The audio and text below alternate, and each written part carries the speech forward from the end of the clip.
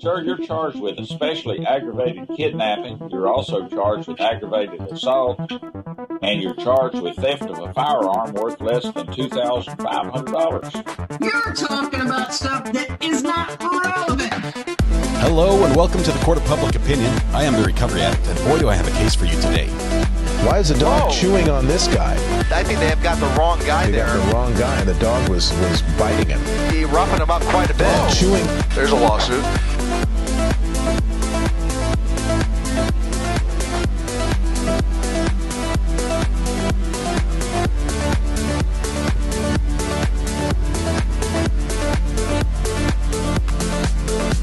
There's a lawsuit.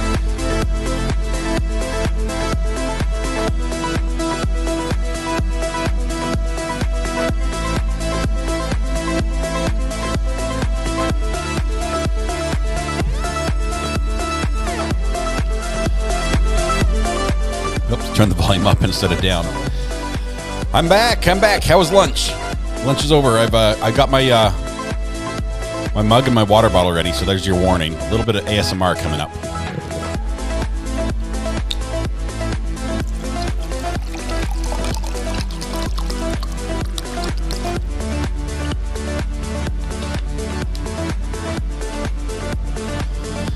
Alrighty, now we're ready. Now we can begin. I will say that Myra, Diana Jarrow, you were close. You were close. I mean, you were. First of all, thank you for becoming a member today. Thank you very much. I love the support. Glad you could join us in the gallery. But Myra barely beat you into chat, and thus Myra, you've been deemed the what was that proper word? The winner. The winner. You are the winner of the internet and everything IP related. Congratulations, Myra, on winning the internet. Thanks for being first in chat. You were both super quick. Let's see. Myra says, "I'm still trying on this case. Did I win?" That's like a very Alex Murdaugh thing to do, to try to distract us from the fact that that you won. But yes, you did win. Congratulations on that. Let's see.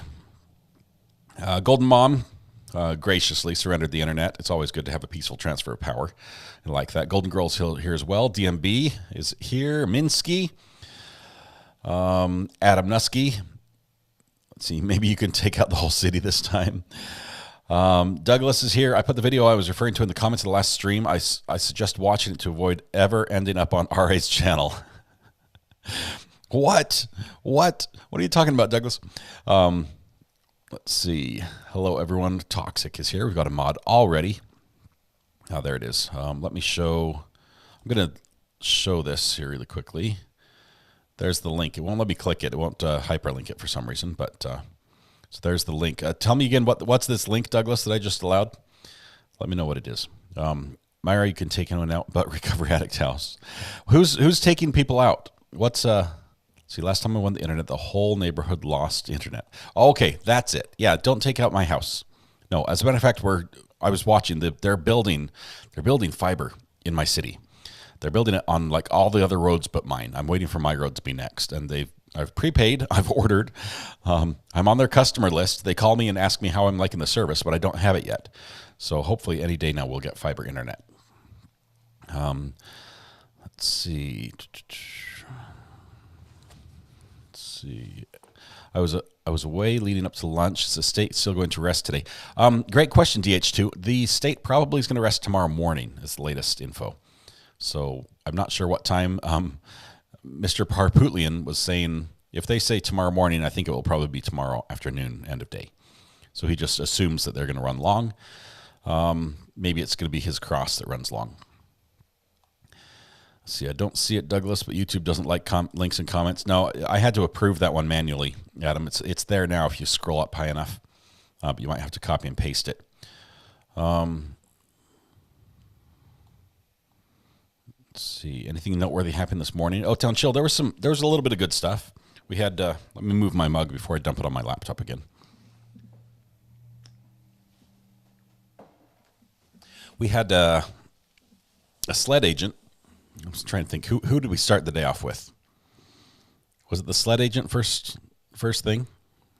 thought there was somebody else. My mind is gone.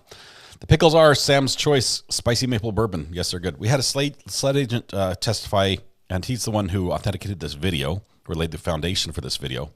This third video of Alex Murdaugh being interviewed with his lawyer present. The lawyer put up a little bit of a stink at the beginning. He's like, whoa, you're asking us questions? I thought you were going to tell us information about what you'd found and things. We want you to tell us what you know first, I think. Alex was like, no, we're cooperating. We're cooperating. No statements that you ever make to law enforcement can ever help you in court. It can only be used against you. That's why it's in the Miranda warning. Anything you say or do will be used against you in a court of law. We don't have them in my province. Oh, those are pickles. A 2.5-hour drive for the pickles to North Dakota. Tara, are you going to smuggle them across the border? Should I call Border Patrol and tell them to be on the lookout for spicy maple bourbon pickles? Just kidding. I'm sorry you have to drive so far, but I'm excited that you get to try them in March. The day is coming. Next month, you'll get to try them. Just finished watching this morning's session. Very interesting. I keep thinking they were going to bring up the fact that he was petting, loving, talking to Bubba in the 911 call. Yeah, so they did sort of bring it up. He said several times that dogs were all put away, and they called him out on when he said "here" to the dog, when he called the dog over. He's like, no, what dog? Nope, nobody else was there. I don't remember calling a dog. But yeah, it sounds like he was calling a dog. Tara says, I'm 60% innocent and 40% he knows more than he's saying. So you're leaning innocent. So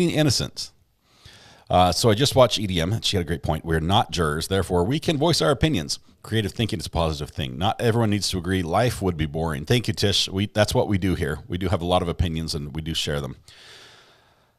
Let's see. Weather watches. Well, I disagree, Tish. We can't voice our opinions. Thanks, Thomas. Adding to the dialogue as usual. Victoria S. is here. Hello, welcome. K-Frame, a.k.a. Christy. Hello, Victoria. TW, Carolina Girl. Sharon McDonald.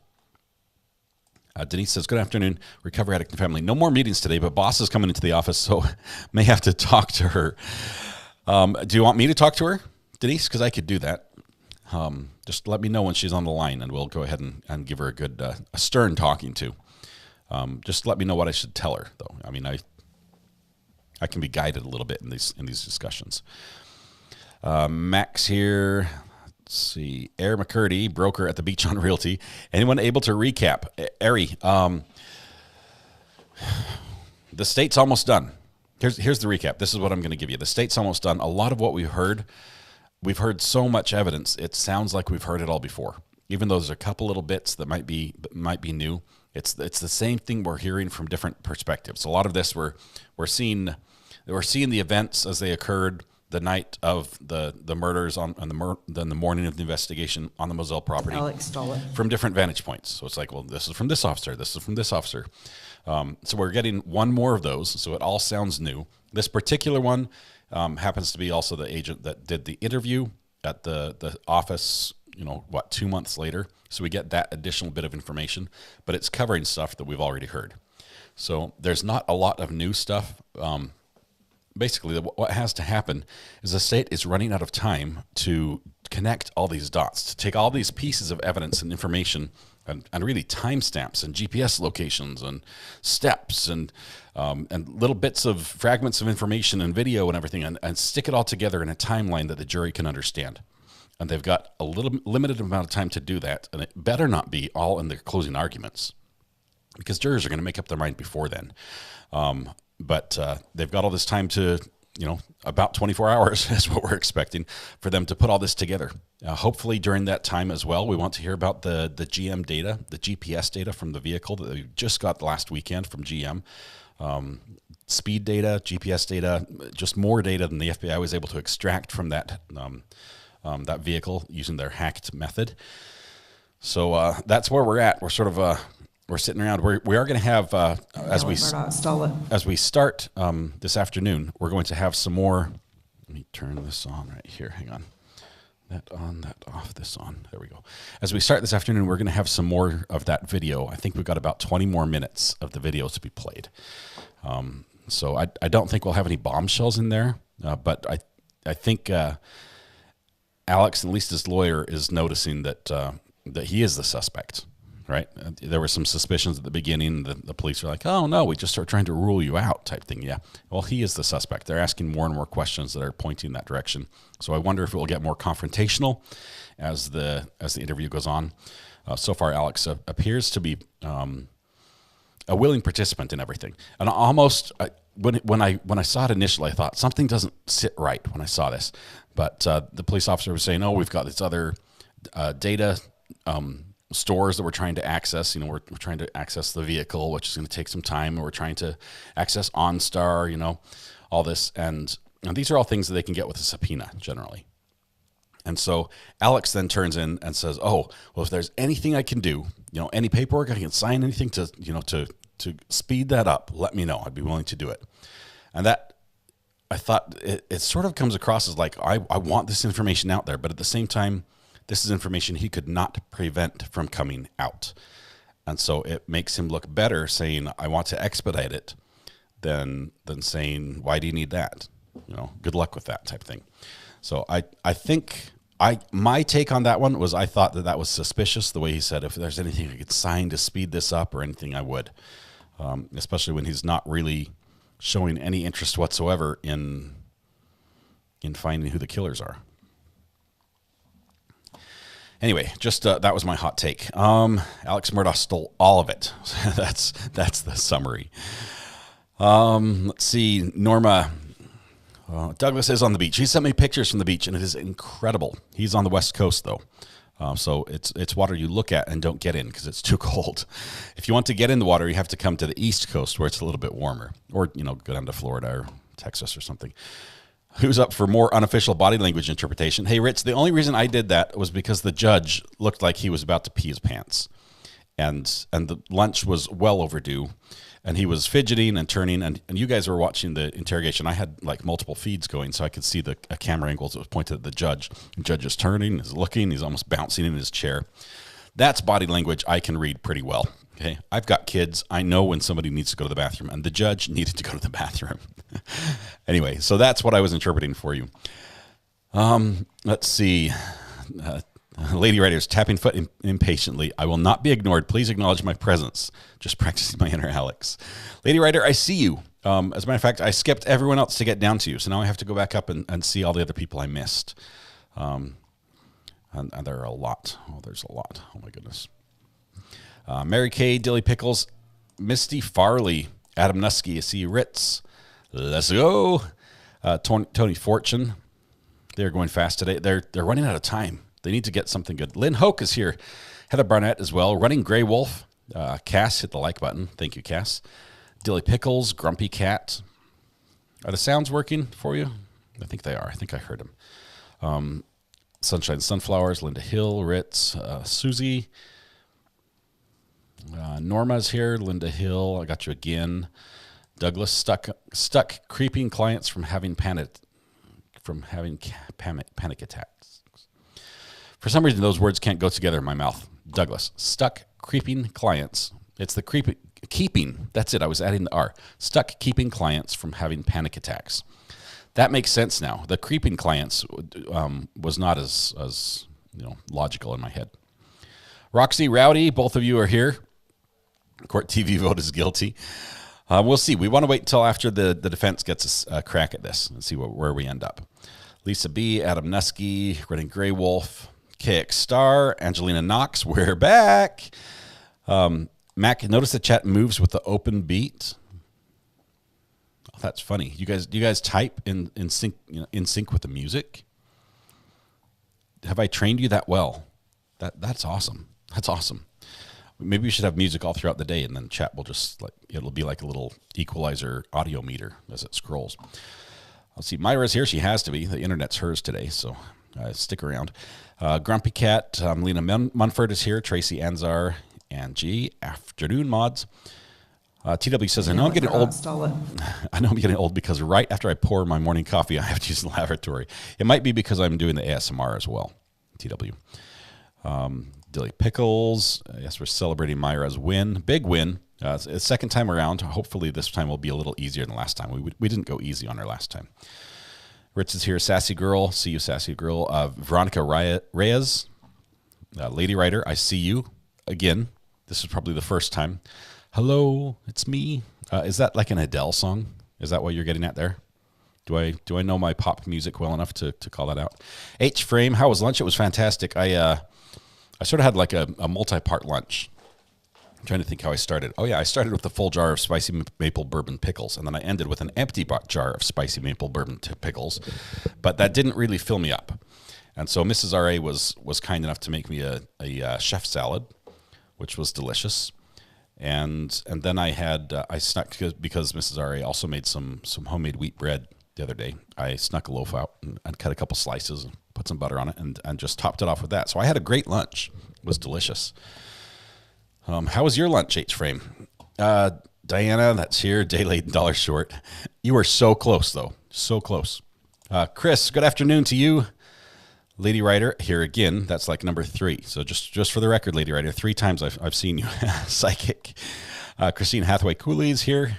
Cass, Ellen C. had a good question. Why didn't AM call Buster first if he was concerned about revenge on his family? Buster didn't know until the next day?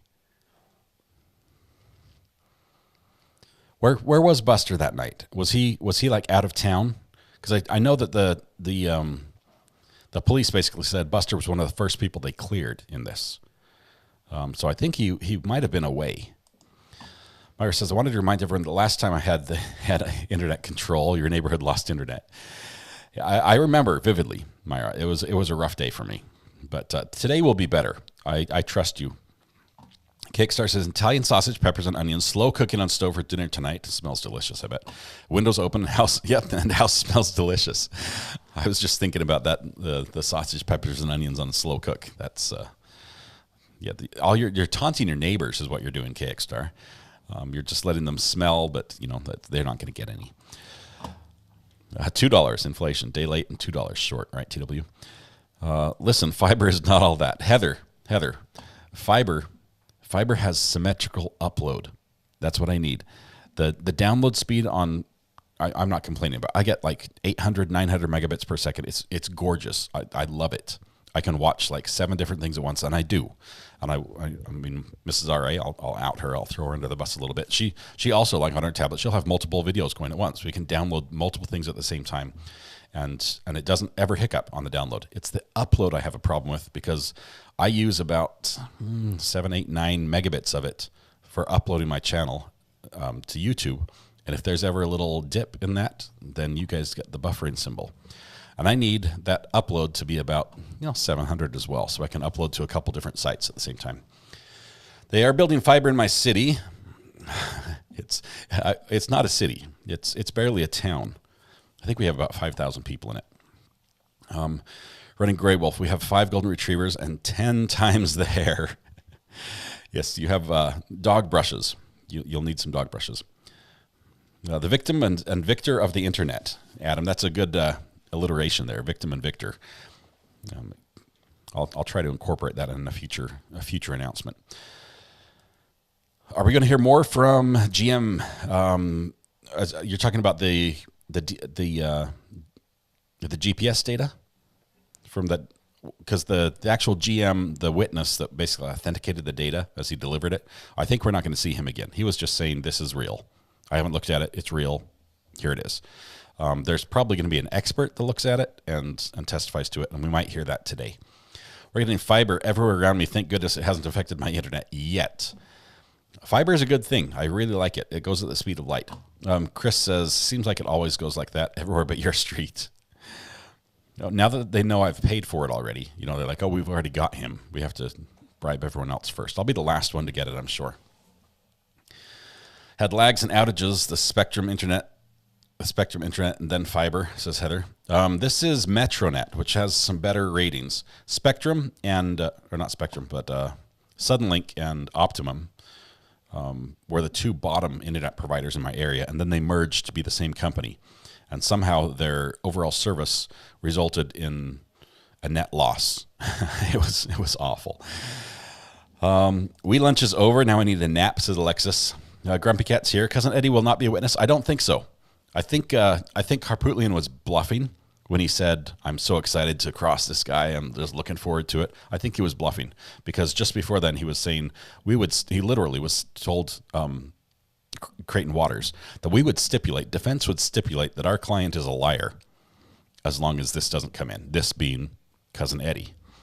And then later he's like, "I'm actually really excited to cross him," type thing. So I think that was a bluff, but we don't have time to bring him in. We can't have him come in and have everything wrapped up and cleaned up nicely with a bow on it for the jury by tomorrow morning or tomorrow midday. MCAT is here. It's Marissa. Good afternoon to you as well. Jules, hello from Northeastern England. Good to have you here, Jules. Lisa B. Almost missed most of today's. I missed most of today so far. Please update, please, and thank you, Lisa. There's not a lot yet. Basically, we saw this interrogation, the interview that we're watching, or we will start watching as soon as we come back from lunch, is the same thing from a different perspective as before. It's the same details. We start to see a little bit of Alex being confronted with some inconsistencies in his story, but there haven't been any bombshells yet. Douglas, I'm not supposed to laugh at my clients, but it's hard. Just talk someone down because the humidity in their room had gone up to 93%. That's I don't know, Douglas. I'm with them. That's high humidity for indoor. That's like a straight out of the shower steam room type thing. Had to stop yard work. My backyard started screaming, but it's a start. Had to stop yard work. My back started screaming, but it's a start. And yes, go easy on the back. You only have one. And when it goes out, there's not much you can do. The witness name is David Owen, SLED. I'm going to go ahead and pin that remark until I see a better one. Thank you very much for that, Grumpy Cat. David Owen is on the stand when we restart. Douglas, about the video he showed, posted earlier. It's a video from a law professor that explains why you should never make statements to police. Okay. Food is duty-free for crossing the border. Wonderful. I would order a truckload while you're down here then.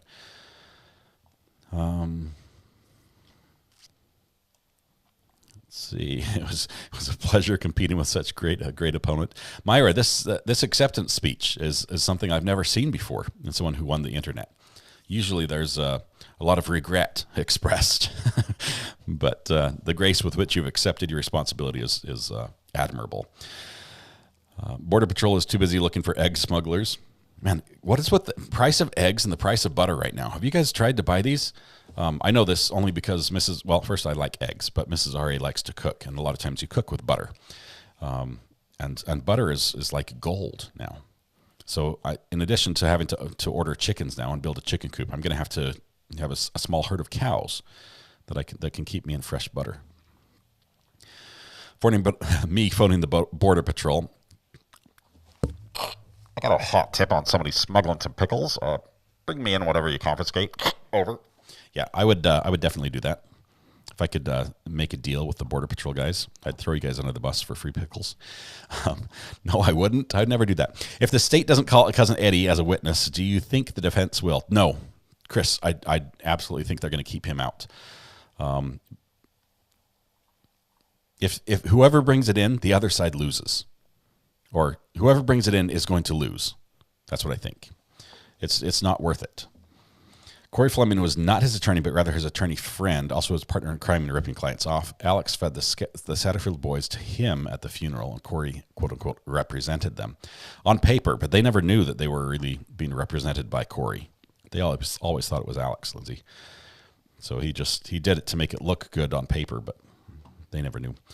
Matthew Gilbert, back from lunch. Did I miss anything? Nope, not a thing. Alex stole it. That's all he missed. Bite Me is here. Maggie Carr as well. Matthew Gilbert, welcome. Mr. Upper Torso says, I think he's the most likely suspect, but I still don't think I'm at a guilty. One more day to see if the state gets me there, but I'm not a juror, and they might be feeling very different. Mr. Upper Torso, I appreciate the ability you have to stand back and wait to this point. I'm getting anxious myself, trying to see if I'm there. I'm not there, but I do feel like I'm also not that I would not vote that he's guilty at this point. But I do feel that a very good timeline put together and spelled out very clearly with no gaps could get me to a guilty vote for Alex. So if they can do that today or tomorrow, they might have my vote. Finally stopped snowing, says Linda. Well, Mama, you made it for a live session. Good to have you, well, Mama. Jaylee5, thank you very much for being here. TW as well. Marianne Malaro, being from Buffalo, New York. I just watched the Buffalo shooter be sentenced. There are 2 videos, and one was an impact statement from a sister that was killed. It was hard to see her pain. Marianne, those victim statements are painful. Watching through Darrell Brooks, through the Parkland shooter, through just all these different trials, it's heart-wrenching to see the pain the families are going through. And obviously that, the one we just watched the other day, or just the other in the live stream with the gentleman that took a rush at the accused, or the convicted, I guess he was at that point. You can understand the feelings. I'm not told that he was a killer, but he 100% knew about it. I'm leaning hung jury, says Chris. Linda Hill, March 13. Corey Fleming, Alex Murdaugh, and Russell Lafayette were all charged in superseding indictments related to ripping off and directly stealing from clients. Alex for $8.4 million, Corey for $3.7 million.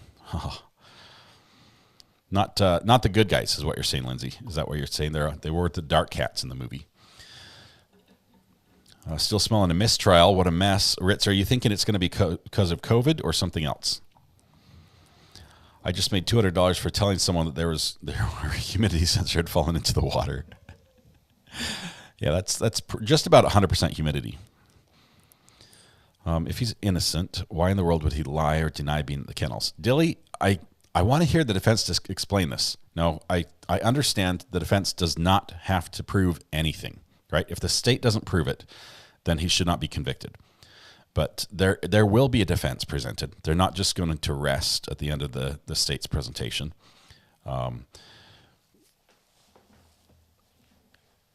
want to hear an explanation. I want to hear what their story is. Because I think if they do talk, they will tell a story. They will, say this is our theory of events as we believe they happened, or we'd like you to consider that they happened. And if it's a possible, reasonable doubt, then you should not convict. But I want to know why he lied. Hey, wow, already? Is it time already, Judge? Are you serious? I didn't even get through the roll call.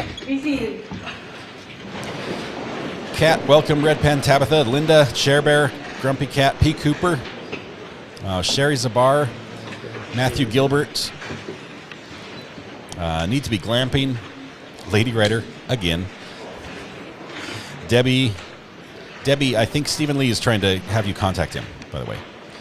MB, JR, made it back. Rev Minister, hello all. Good to have you here, Rev. You may bring the jury. Beck Z, why is it not a good idea to bring in Cousin Eddie? Because it confuses things, Beck. I think the problem is he has told so many stories about what happened that if he comes out and they start questioning him and asking all these scenarios, it'll just be too much for the jury. It won't be very clear, and they'll be left going, their head will be spinning going, what did we just get hit with? And the state does not need a confused jury at this point. They really don't. Now, Alex does not want them to hear about him getting $500,000 and all the drugs and everything. There's a lot Alex doesn't want them to know. So both win if he doesn't come in. And so I think that's probably the decision. If the state decides to call him, I'll be surprised. And I'll also be excited because it's gonna be a little spicy. Biscuit's here. Susan Bond. Little Miss. Ed is here. Malapropist. I will never get your name right. I'm sorry. Hip Hop Flip Flop is here. Veronica Reyes. And goats. You can make butter from goat milk. Yeah, but it doesn't sound very exciting to milk a goat. Thank you. You may proceed. Yes, sir.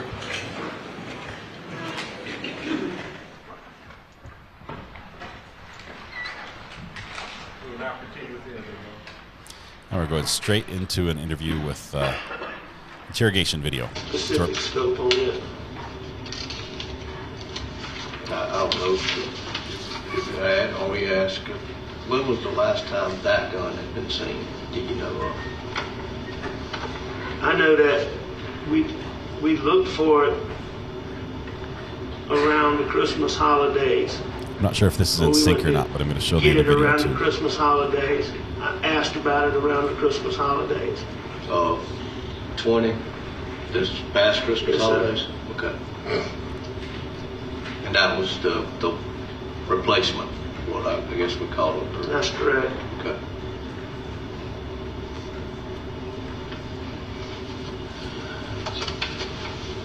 Still trying to figure this out. I cannot exclude the boat incident and those involved. I know that y'all are currently going through the civil portion. How far had that progressed? I mean, were y'all in the talks? Was it breaking down? Can I say something real quick? I know nothing about the any of that stuff, and he's represented by lawyers in that case. Mm-hmm. I don't think I personally believe he shouldn't be talking about that unless the lawyers he's represented by participate.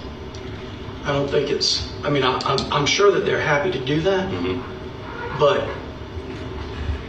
I don't think that the person should be talking about a pending action like that without their lawyers knowing about it and what. Because I know nothing about it. I'm completely separated from it. I don't mind. You know, I have insurance companies hired lawyers, and then some of my partners are helping with that also. But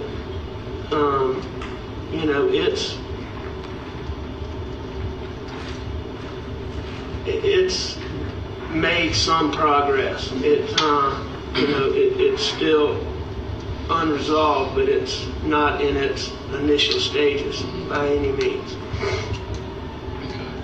And what I'm getting at with this, it's in progress. I just want to make sure that it's not make sure bad word there. Did one party say this and y'all countered or something like that where the other people are pissed off, and now we have somebody out there with more motive because now they're thinking, Paul's going to get away with this. And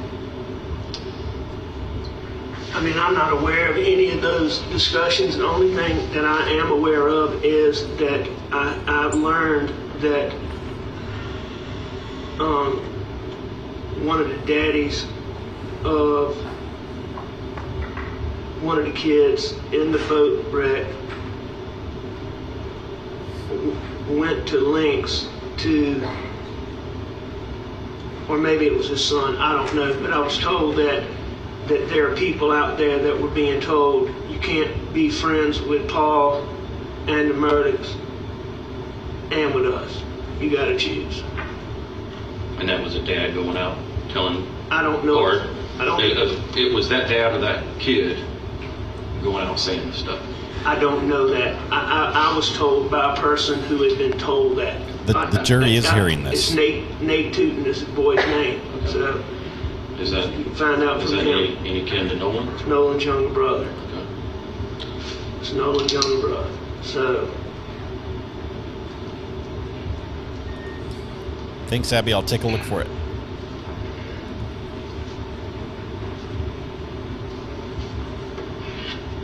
I'm going to answer this if y'all don't mind. Buster and I have a deal. Buster? You probably don't get much service in here. Buster?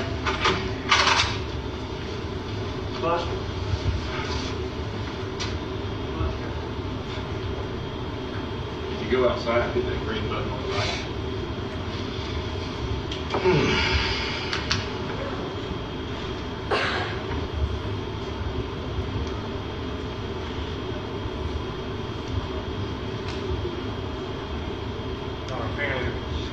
Explain my inability to put it down. Apparently there's a period here where we've agreed we'll fast forward which will pick back up when he comes back in. And the defense has agreed with that, is my understanding. Correct.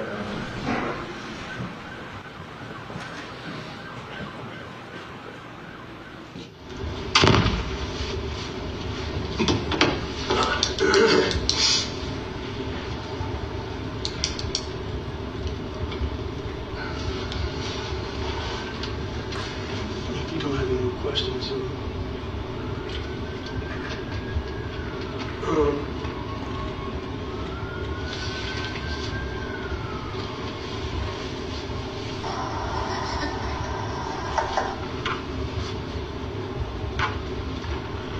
This is the Snapchat video that I'm talking about from Paul's phone. Okay. So we're going back to the clothes question. Changing clothes. okay, I tell you what. Yeah, we were laughing about that because he's laughing because I'd gone to great lengths to try to. That tree had gotten knocked over, and I'd gone to great lengths to try to get it to, be upright. Okay. And Was that night? Because the friends that we talked to said it was posted that night.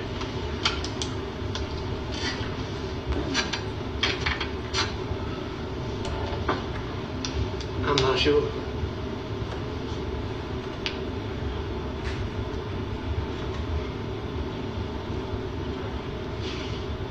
Somebody's phone on? Sir? Somebody's phone on? No, it's somebody's phone. I hear like somebody talking in the background. Okay. I have adjusted this audio. Drop or something. If I turn it off, it sounds like this. You get this low end rumble. It's just a pain in the butt. So I've tweaked this a little bit to try to quiet it a bit. I've also put on some limiting filters so that the coughs don't blow out our ears, even though they are loud. I've run a full suite of audio tools on this feed to try to make it sound listenable.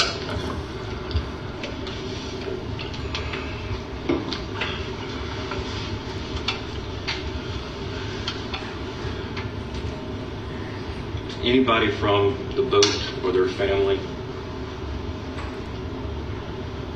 that you've heard or know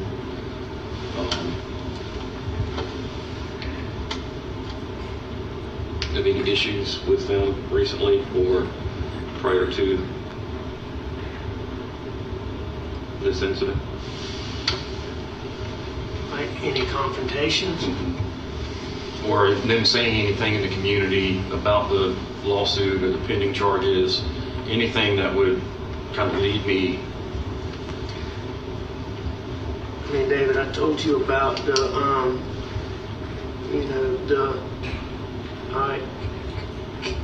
Kenya tree horn.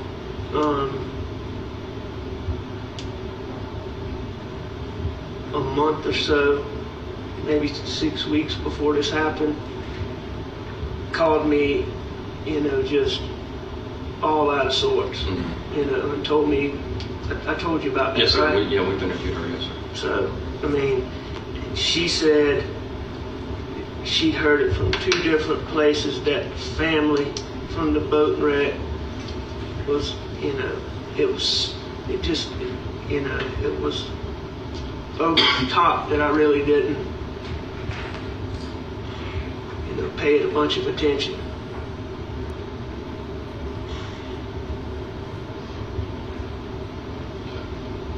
And I asked her about it. She said she didn't know who the people were, but she said that it was with a friend, it was at a friend's party. She knew who the friend was and would take y'all to the friend. So, has she talked to you about that? She's given us very little.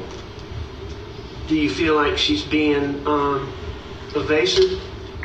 Because let me tell you what I've tried not to do. I know y'all have to look at me. I've tried to have as little discussions with the people that y'all are interviewing, with all this talk about how I fixed this and fixed that with the boat wreck, which is totally untrue. I've tried to not have a lot of conversation with people that, I know y'all need to talk to. Mm-hmm. Well, the problem that I encounter, and I think everybody in law enforcement encounters in any investigation, people on the street talk, and they run their mouth, and they'll talk to friends, and they'll talk to families, and they'll talk to victims. But when the police show up, they keep their mouth shut. So she's not talking to you? She has given us some information. Okay. Some information. So is there a problem with me going to her and, leaning on her? What? Jimbo, I don't know what you're talking about. I don't remember what I was said. Not to do it. I'm not going to answer that. Okay. Either way. I'll get somebody to talk to her. All right? To try to get her to cooperate with you. Darn. Allergies. That's loud, but no longer blows our ears out. It's a limiter. I outsmarted them. All right. Do you have any more questions that I might be able to answer? And if you can't think of any now, reach out, call me. Oh, well, no. I mean, you've answered a lot of things I had questions about, and I appreciate it. And I'll call the Bransteaders and see if they want to meet. Maybe get Marion up there at the same time so I can just meet with them all together. Does Marion, I know they live on the Wadmalaw, does Marion work? No, she doesn't work. And they're kind of between Wadmalaw and, they're residents of the state of Florida, but they're here as much as but they're in Greenville a lot right now. Yeah, because of grandbaby. The baby, that's right. Okay. Thank you, man. Yeah. I just, a few more questions. Okay. Did you kill Maggie? No. Did I kill my wife? Yes, sir. No, David. Do you know who did? No, I do not know who did. Now he's looking red. Paul? No, I did not kill Paul. Do you know who did? No, sir, I do not know who did. Do you think I killed Maggie? I have to go where the evidence and the facts I take me. understand that. And you think I killed Paul? I have to go where the evidence and the facts take me, and I don't have anything that points to anybody else at this time. So does that mean that I am a suspect? You were still in, like I told Corey earlier, you were still in this.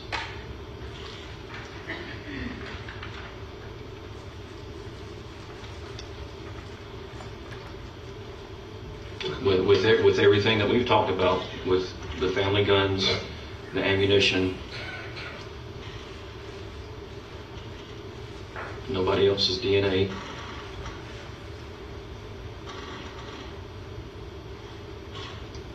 I have to put my beliefs aside and go with the facts. All right. Talking with Mr. Griffin, there's one sentence after that before we redacted. We both agreed that I could lead and ask you. After that last question, do you say, well, I understand, I mean, and shaking his head? Yes.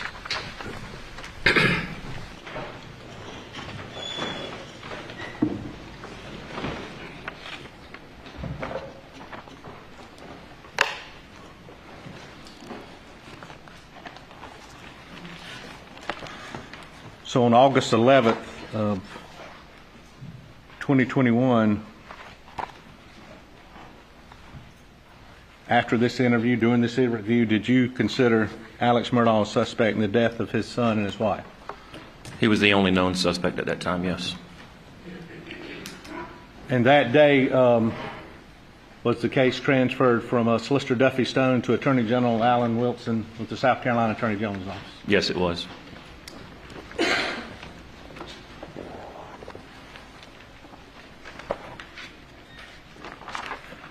I just want to go back right before we ended, and I'm not trying to get you to repeat this, but do you remember when you asked, or do you remember when he told you, I know y'all got to look at me, and I've tried to have as little discussions with people that y'all are interviewing, with all this talk about that. You remember that? Yes, I do.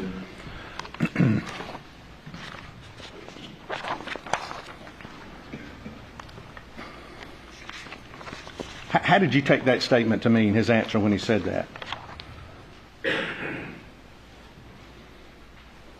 That he was trying to stay out of the investigation and let us do our work. Okay. In early in the investigation, he asked you about, well, that tree going back and forth. And was he clear on when that video was taken of him in that clothes on the tree? Was he clear? He didn't recall. At this point, had you already talked to Blanca Simpson? Or had she been talked to reference? She had been interviewed, yes. Okay.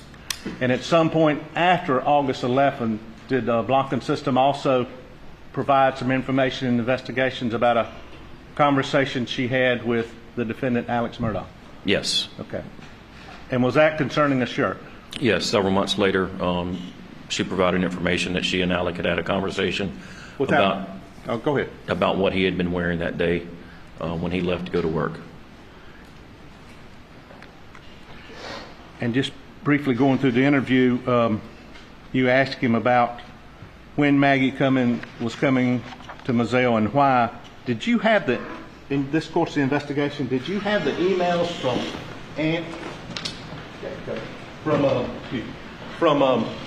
Blanca and or Maggie's phone to each other then? No, I did not.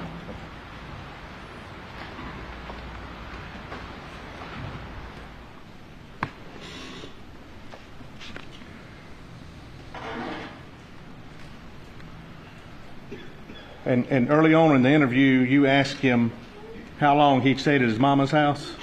Yes, and he stayed approximately 45 minutes. 45 minutes, an hour? Yes, sir. 45 minutes to an hour, yes.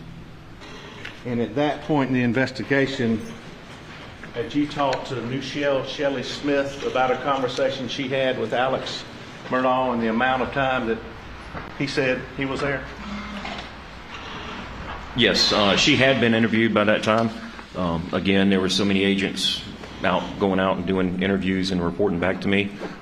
But she stated that it was somewhere around 20 minutes. I don't have her report. I don't remember exactly what was said, but I know in our first interview, he had stated that it was around, he had spent about 20, 30 minutes with his mother. And did your investigation reveal inconsistencies regarding what Mr. Murdaugh had told you? Yes, I did. And was that significant to you in your investigation?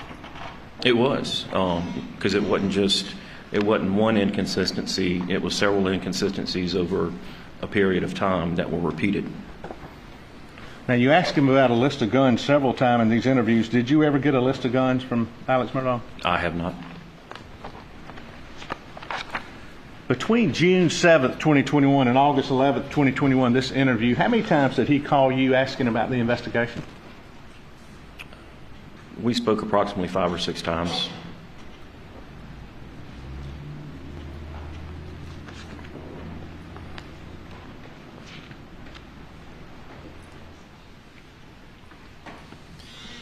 It's an interesting side note here, if they're going to pause for a second. The prosecution has asked pretty much every SLED witness that interacted with Alex if Alex looked like he was on drugs. What were the inconsistencies that you stood out in your mind? The times, for one, from the first interview with where he went to his mother's, refer back to my notes. I think they're asking about the drugs to see if he looked high or drunk or anything, because they anticipate the defense is going to present that he was on drugs and that's why he lied, that he was sort of out of his mind type thing. So I think it was a time in his mother's. Is it fair just to say that? I think that's the reason I bring that up, So when they aren't proving the first anything interview about drugs. in June, he stated that it was at his mother's for approximately, I'm sorry. First off, he stated for a little while. And then the second interview on June the 10th, it changed to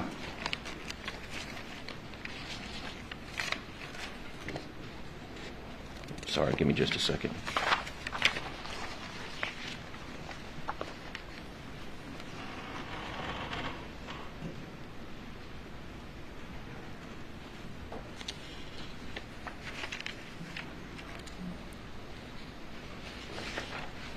about 25 or 30 minutes, and then the third interview, it was 45 minutes to an hour.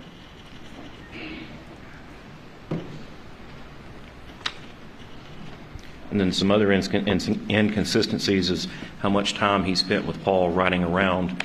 The first time it was 45 minutes to an hour.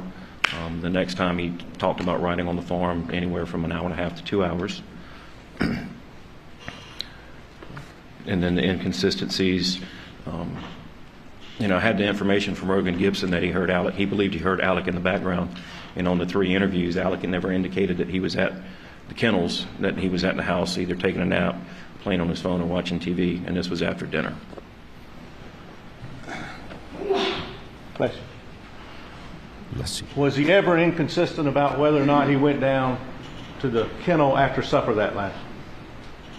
Yes. Did he ever say he did go down there after dinner? He never told me he went down there after dinner. Never told you that? He told me he took a nap and then he was at the house after dinner. He knew Maggie went to the kennels. At first he wasn't sure where Paul went, but then he realized that Paul must have gone to the kennels because that's where he found him. But then he stayed at the house, took a nap.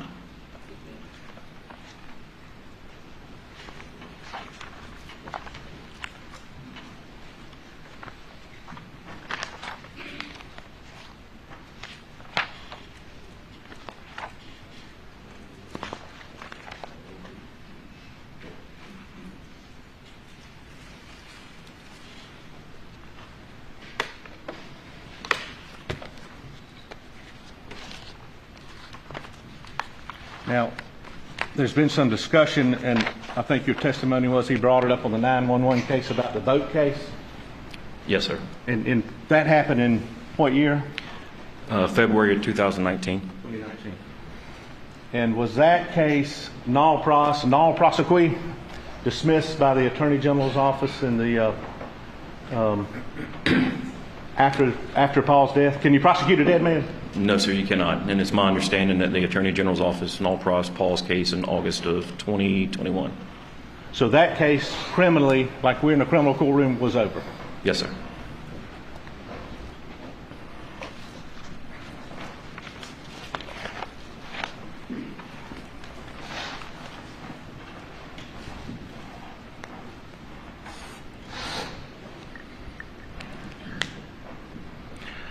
At some point in 2021, in the fall, did a financial investigation begin involving Alex Murdaugh? Yes, sir.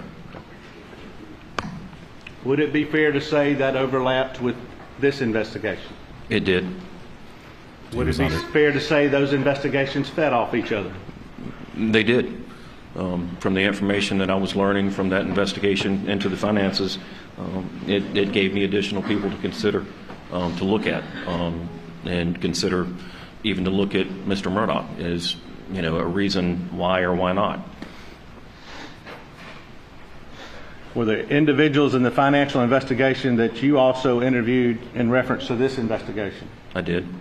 Did some of that information you learned from interviews or grand jury testimony? Yes, I did. Did you then follow up on some of that information? Yes, I did.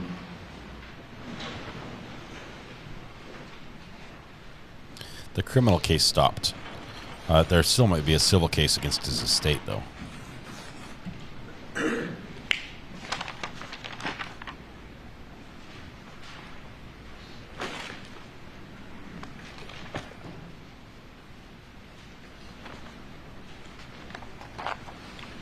And from August, September of 21 to the summer of 22, were you, as a member of the South Carolina Law Enforcement Division, working exclusively or primarily on this case?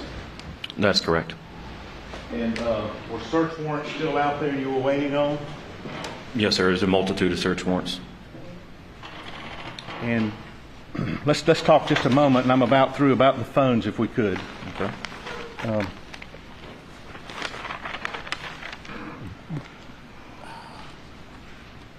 You, law enforcement, got Maggie Murdaugh's phone when?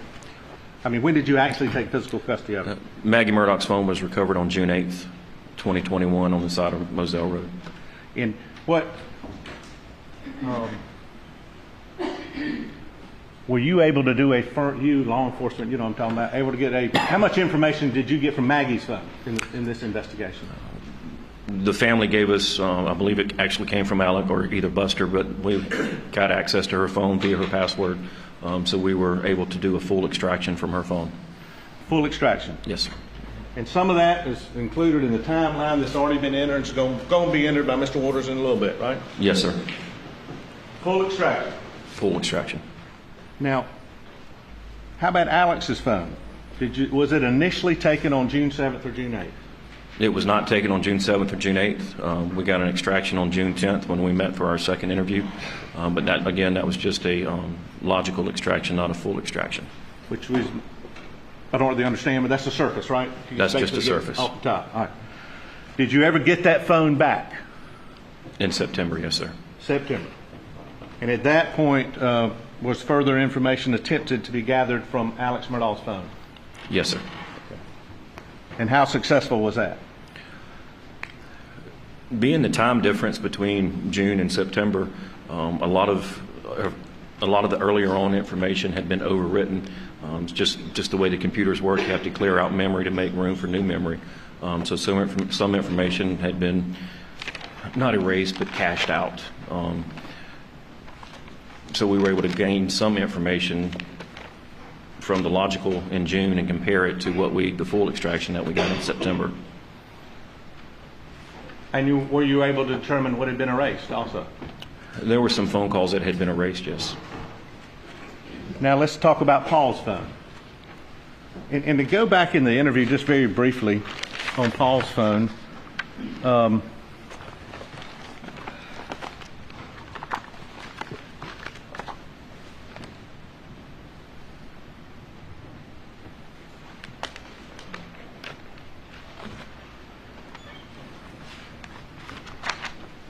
sorry, Judge, 1 second. I apologize. The state attorney general's there with the awful comb over. 2 seats away from Creighton Waters. Sitting in front of the monitor. Some days he's at the table up there. Some days he's out back. He's further back, but today he's up at the table.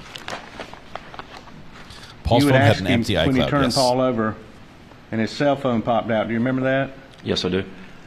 And what's his answer just a little while ago? I don't know. I mean, when I went up to him, the phone came out, but I don't remember having any intentions of doing anything with the phone. Well, the first interview, he stated that the phone popped out and that he picked it up and thought about doing something with it, thought better of it, and put it back down. In this interview, he said it came out, right? Yes. Now, Paul's phone, did y'all attempt to do, so you had it from June 7th until today? Yes. Okay.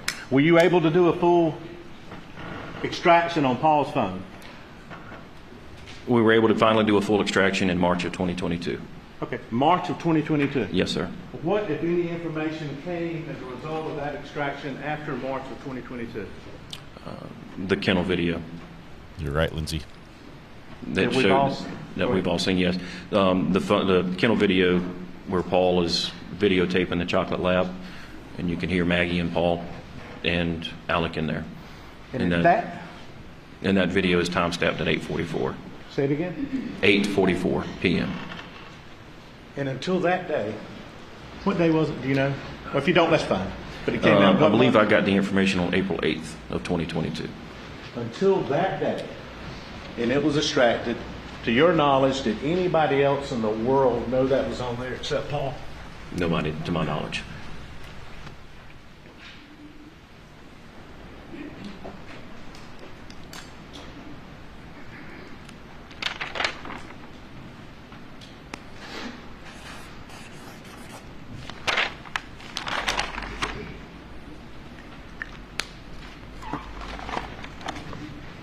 And up until this past, was information in this investigation gathered up through last weekend?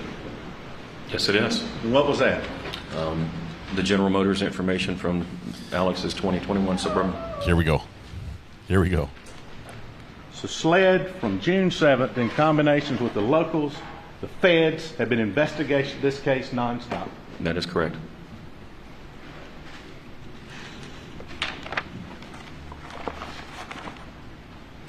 Where is it? 103.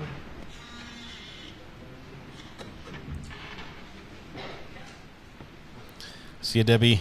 Thanks for stopping by. Be safe. Housekeeping matter. Paul's shoes moving into evidence 103. I don't believe there's an objection to that. Did they talk to you about that? Forever. Thanks for joining. Thanks for becoming a subscriber. Welcome. Chandra, in South Carolina, they teach you to hit the microphone with the paper anytime you walk by. And so far, everyone has done that.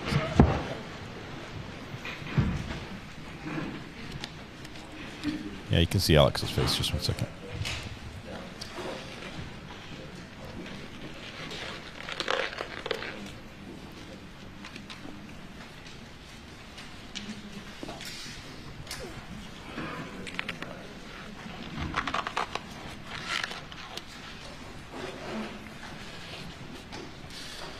Doesn't look too happy, does he?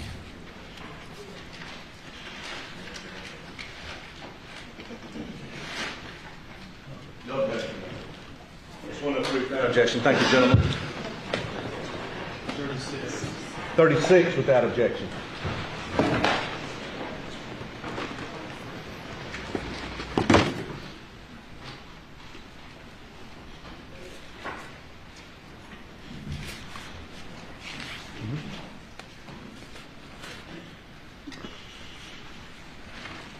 Any further questions?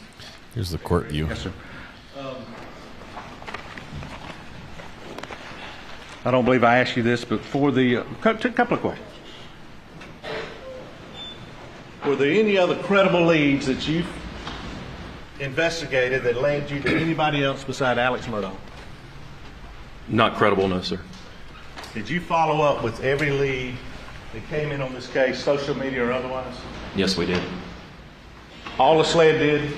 Yes, sir. Locals? Collin County as well, yes. Law enforcement really worked together on this case, didn't it? Yes, we did. And is the individual that you took this statement from on August 11th of 2021 in the courtroom? Yes, he is. Sitting between Mr. Harpootlian and Mr. Griffin? Yes, sir, in a blue blazer and a white shirt. We'd ask the record so reflect. That's all we have at this time. Thank you. Cross-examination. It's Jim. Be careful, Jim. You have a tendency of leaving doors open behind you. Let's see how he does today.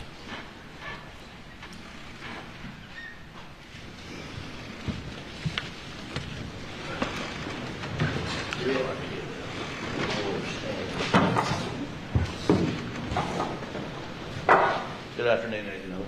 Good afternoon, sir. Get my stuff organized here.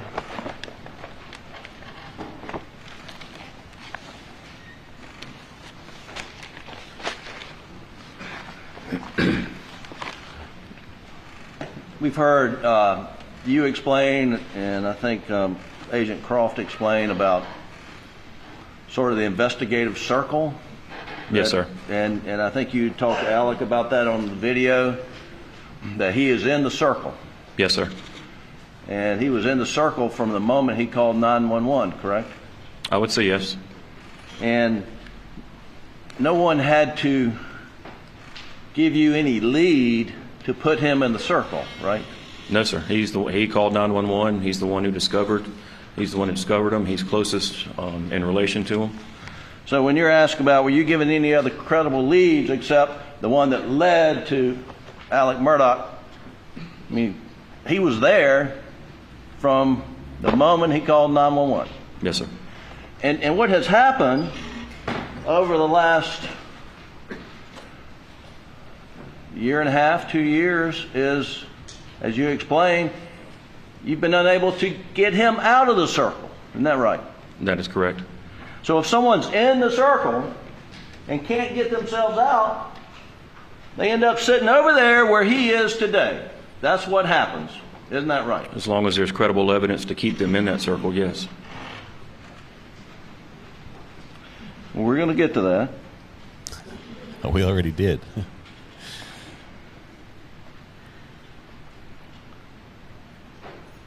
Here,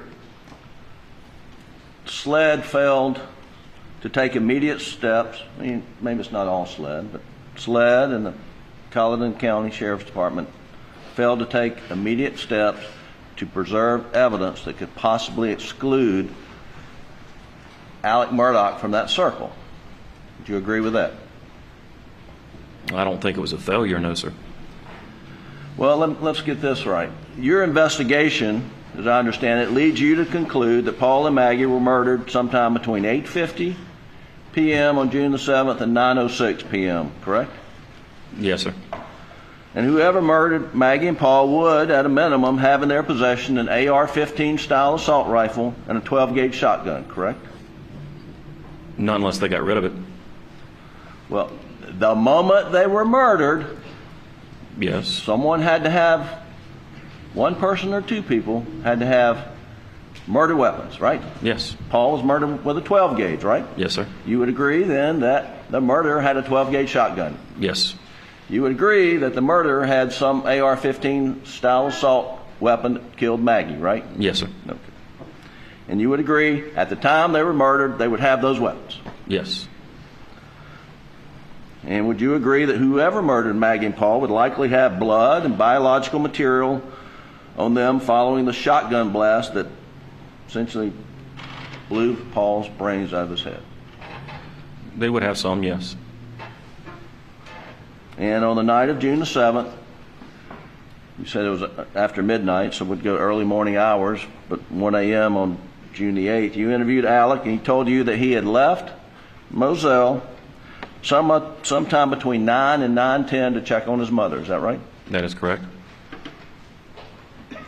So if Alex was the perpetrator, as alleged, he would have had to brutally murder his wife and son sometime after 8:50 p.m. and 9:06, dispose of the murder weapons either somewhere on the Moselle property, within the Moselle residence, along the drive to Alameda, or at his mother's residence or property at Alameda. Is that correct? Yes. Now, immediately when law enforcement arrived, they secured the immediate murder scene. That is my understanding, yes. Down at the kennels. And they eventually thoroughly searched the Moselle residence. There was a search of the Moselle residence the next day, correct? That is correct. Do you know what time that was? Early afternoon, late morning? That's approximate time, yes. And no murder weapons were found in the residence, is that correct? That is correct. And no murder weapons were found on the property at Moselle, is that correct? That is correct. And was a search of the route between Moselle and Alameda ever done? It wasn't walked from Moselle to Alameda, but it was driven several times. Okay. And you didn't find any weapons there, correct? No, sir. And was a search of the waterways along the route done between Moselle and Alameda? Most waterways, yes. Excuse me? Most waterways, I don't know if every single one was searched, but there were several waterways searched. Now we know from the General Motors OnStar data that was delivered during the middle of this trial that Alec did not stop from the moment he left Moselle to drive to Alameda. Is that correct? Correct. You've reviewed that? Yes. There's no detours along the way, correct? No, sir. That's interesting. And you never searched the Alameda property for any signs of murder evidence, guns, bloody clothes, or anything until well after sometime in mid to late September. Is that correct? That is correct. And you could have searched Alameda that night, correct? If I had probable cause to, yes, sir. Well, was anybody denying consent to search? When I say anybody, Alex Murdaugh gave you carte blanche consent to search anywhere in those properties, did he not? Yes, he did. And John Marvin was assisting SLED in facilitating wherever you wanted to look. wasn't he doing that? He was, but the night of June 7th, even though Alec was in the circle, basically by default because of his close relationship with the victims and finding them, I did not consider him the main suspect or the only suspect because I had no probable cause and no evidence to support that he killed his wife and son.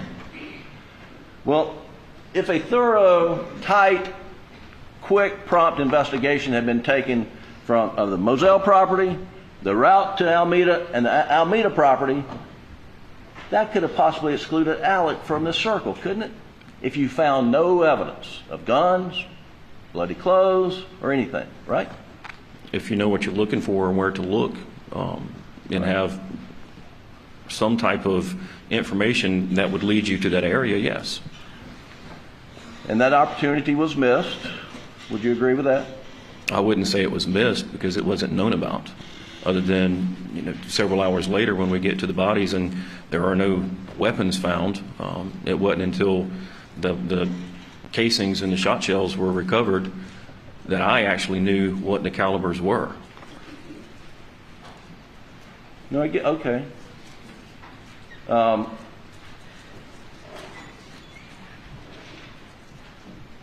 pretty clear the night of the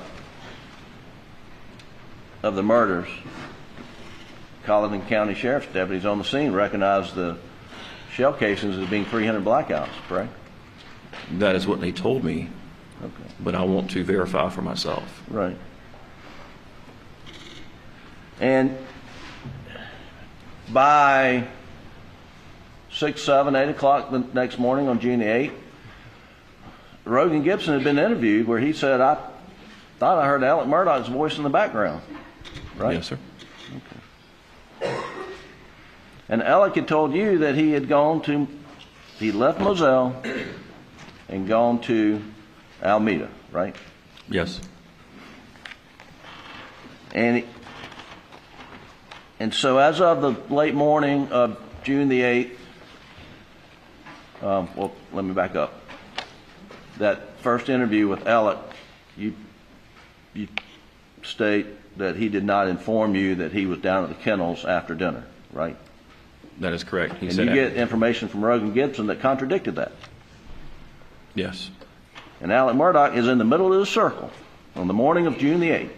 Well, I still needed to build a timeline because speaking with Alec, he was giving me some times, and I needed to build that timeline, and not having that coupled with Rogan's statement that he was 100% sure he was on the phone with Paul. He was 100% sure that he heard Maggie. He was only 99% sure, even though it's a great percentage. He said he was 99% sure it was Alec. I needed to gather some more information before I just go back and confront Alec on that. Sure. Well, tell me what the thought process was behind searching the Moselle residence. What were you looking for? Any types of ammunition. It was 300 blackout. We had the 12-gauge shot shells. We know that it's hunting's going on. Hunting goes on out there of all types. In the shed, there was some additional ammunition that was in a bucket. Needed to see what type of ammunition or firearms were in the house to try to get documentation of what was missing, what was there. And why was Agent McAllister looking in the tubs and in the drains for guns? Why was she? Yeah. You'll have to ask her. I wasn't there. I mean, it's obvious that you were searching to see if there any evidence of blood in the house. I mean, you'd want to do that, right? Yes. Because Alex in the circle and he had been to the house. Yes, sir. Alex in the circle and he'd been to Alameda, right? Yes, sir.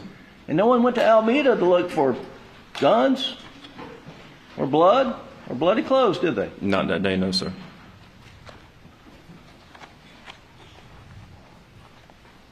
Would you agree that was an opportunity missed? For Alameda, yes. Okay. Now, this is bad for the state. Good for the defense. We talked about the murder weapons. You would expect that the murder weapons would also have on them at least the shotgun, the 12 gauge that killed Paul, would have some biological material, blood on the shotgun. Fair enough? Fair enough. And the assault weapon and the shotgun would have GSR on it, would it not? Yes. And if someone were transporting shotgun, it did blood demit on it, Almeida just a little bit, and a rifle with GSR on it, and you got their vehicle, you would look for signs of that in their vehicle, would you not? Yes. And that was done here, was it not? It was done on the Suburban and the Mercedes, yes. Excuse me? It was done on the Suburban and the Mercedes, yes. Yeah, and so there's nothing in the Suburban, there's no blood in the back where people would possibly carry guns. And when I say the back, I'm talking the back. Cargo area, yes. Yeah. There's no evidence of blood back there, right? No, sir. No evidence of GSR back there, was there? No, sir. There's no evidence of blood or GSR in the second or third seats, correct? No, sir.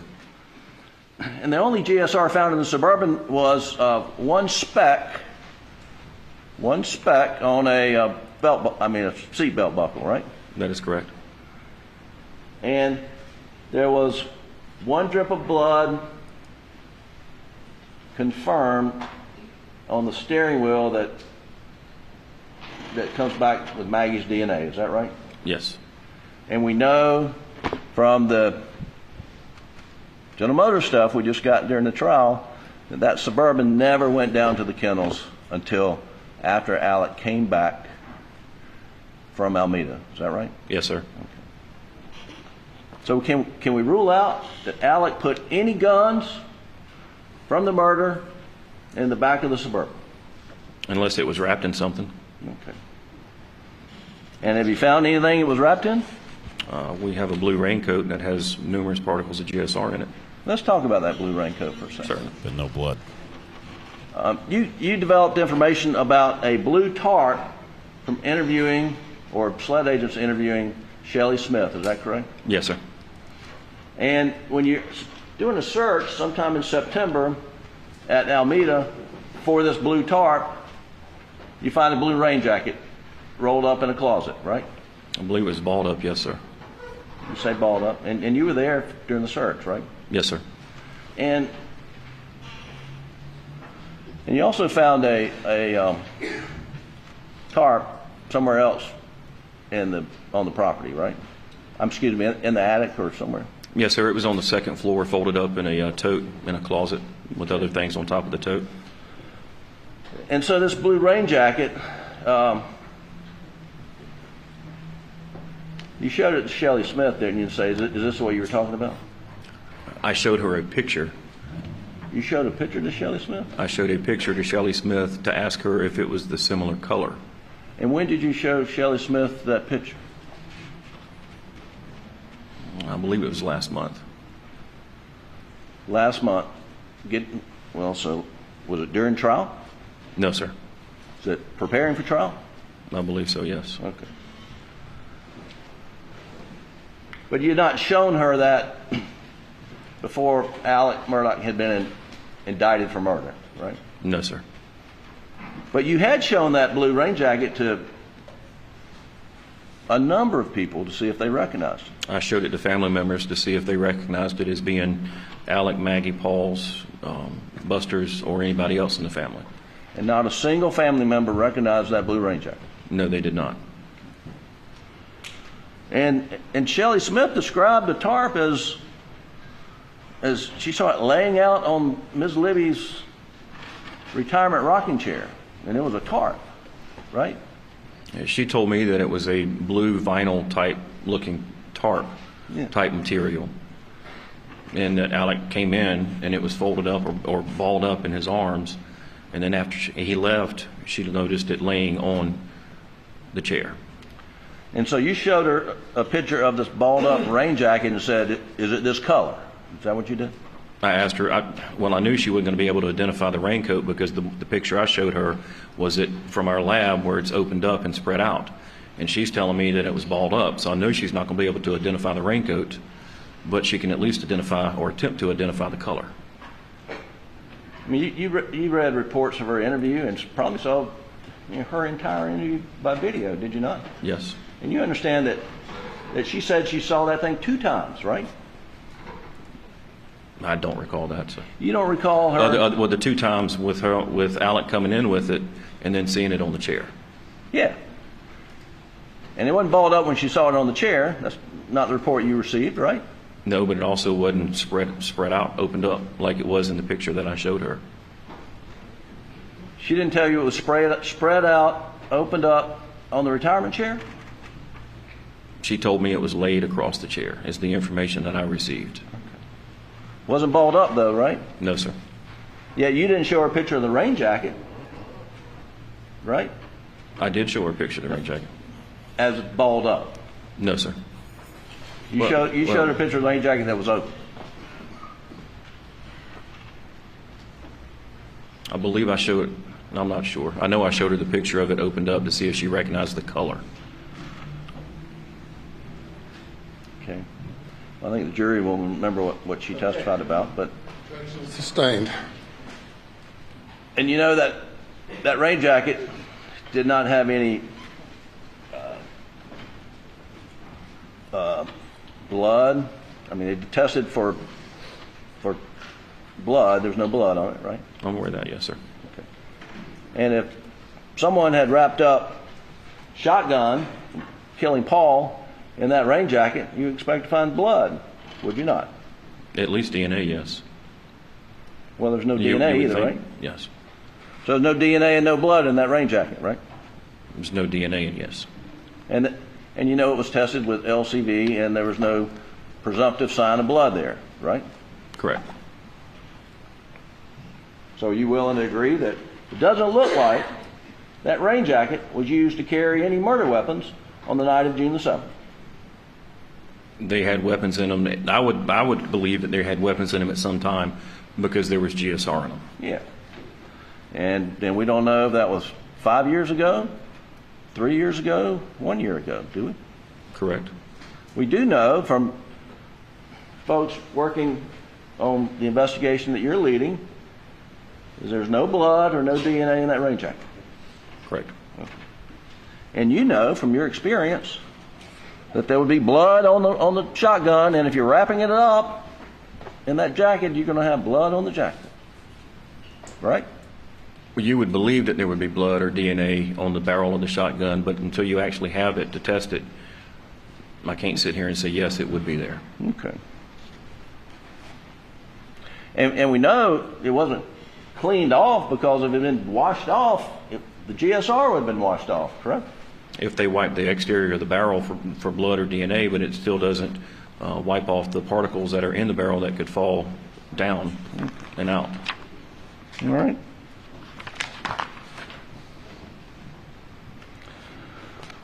And let's talk about washdown. Did you notice any wet spots in the back of the Suburban? No, sir. Did you notice any wet spots in the back seat of the Suburban? No, sir. Did it look like the Suburban, anything wet had been placed in the Suburban? No, towel, beach towel.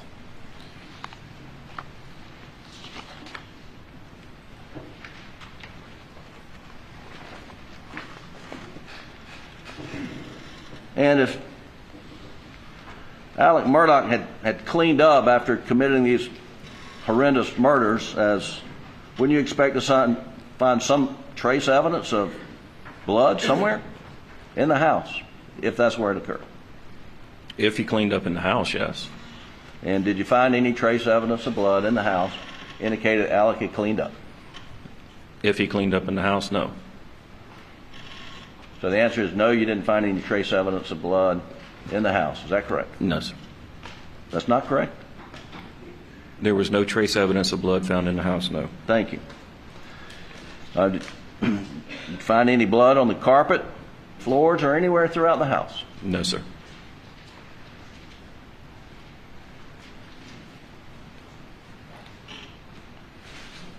Now let's talk about Alec's clothes. On July 7th, 2021, you obtained a Snapchat video of Alex in khakis and this short-sleeve dress shirt taken by Paul sometime on June the 7th. Is that correct?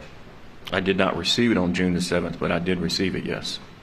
Do you have notes when you received it? There was a Snapchat, well, it was an extraction from his phone, from Paul's phone, and then we did a search warrant to Snapchat to get that video. And you got the video in early July 2021? I believe that's when we got it back.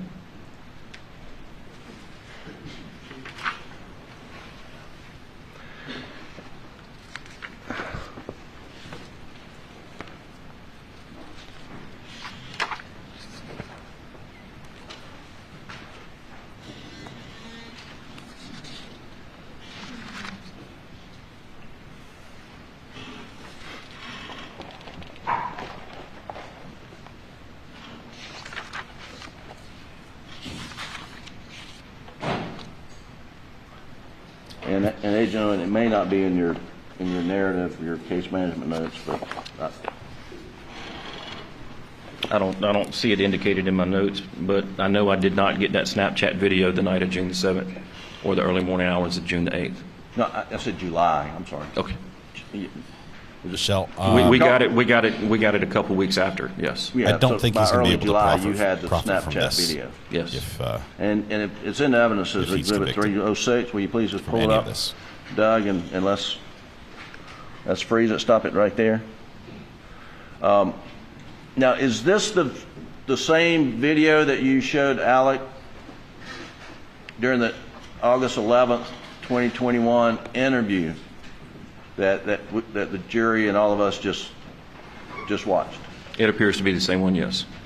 I mean, and you're pointing out to Alec in that interview, you know, here's a picture of you in these clothes, and when did you change? That was your question, right? Yes, sir. And his answer was, I don't really remember when I changed. Is that right? That is correct. And it looks like he's wearing khaki pants, right? Yes. And it looks like a dress shirt. I think that's what you called it in the interview. Is that right? Yes. Would you agree it looks like a blue dress shirt? It's a light blue, yes. Okay. And you agree that on August the 11th, at the conclusion of the interview, you essentially confronted him. Did you kill Maggie? Did you kill Paul? And he asked, am I a suspect? That happened on August 11th. Is that right? Yes, it did. And you said, I got to go where the evidence leads me. Yes. Is that right? And you testified here today that on that date, Alex Murdaugh was the one and only suspect. He was the only known suspect at that time, yes. And I think you testified that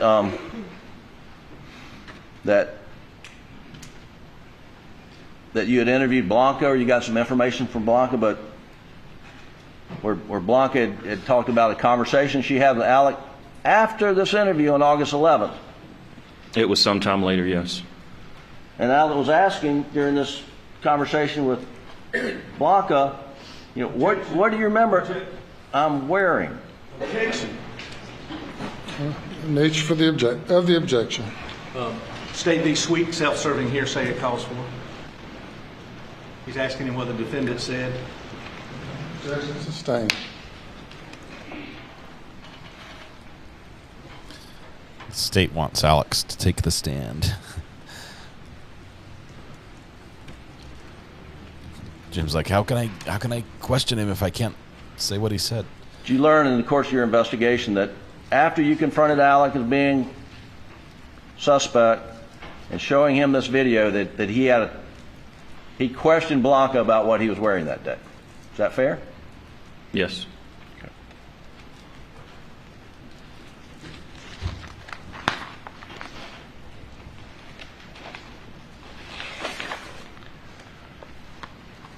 Up until August 11th, Alec had given you carte blanche to search anywhere, anytime on any property he had. Is that right? That is correct. And on August 11th, he was encouraging you to try to get information from General Motors, and he would do whatever he could to facilitate that exchange, right? Yes. And up until August the 11th, I mean, you'd reached out to Alec me, John Marvin, whenever you need to go on property to do anything, and you always got consent, correct? That is correct. And anything you asked, for the most part, it was provided. Yes.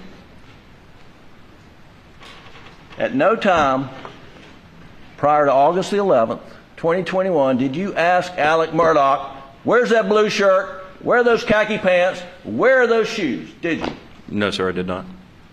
And you have never asked him for that blue shirt, those tan shoes, and those khaki pants, have you? No, sir. If he And gets the on the reason stand, you we'll didn't, ask him. because you weren't concerned about those clothes.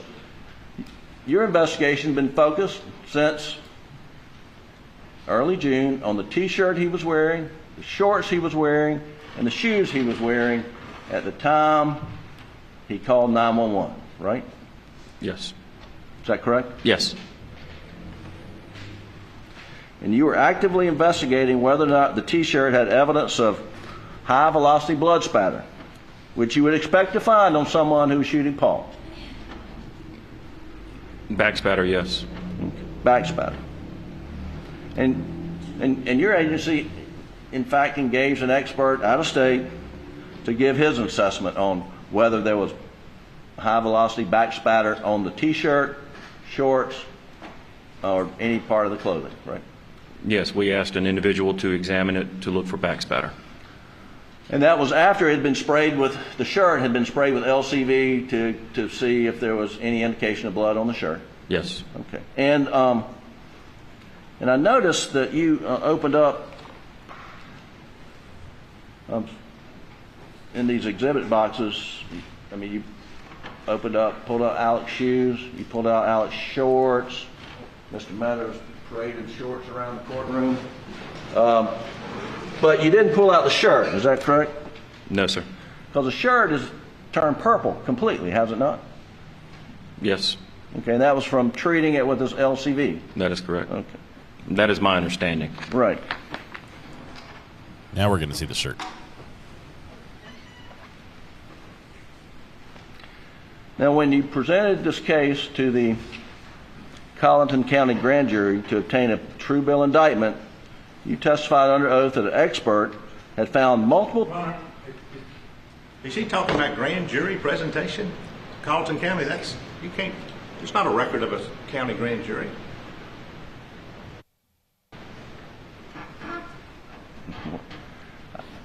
I didn't hear the complete question.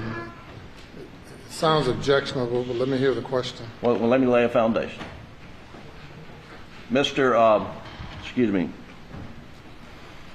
Agent Owen, before you testified before the Colleton County Grand Jury, you prepared an outline of your presentation, did you not? I did. And in that outline, you identified essentially a narrative of what you were going to tell the grand jury, correct? Yes. And did you follow that narrative? For the most part, yes. And in that narrative, didn't you state that an expert found multiple particles of blood spatter on the shoulders and front of Alex's shirt? Isn't that correct? Yes. And is that what you told the Colleton County Grand Jury? Yes. However, what SLED and this expert out in Oklahoma overlooked is Agent Zapata's confirmatory blood testing, about which she testified earlier in this trial, that out of 74 cuttings from Alex's T-shirt, 0 tested positive for human blood. Y'all completely overlooked the fact that when you did a human tracing test to confirm whether it's blood, it came up negative. And wasn't that overlooked? I had never seen that report. Well, when did you see the report? November of 2022. Okay.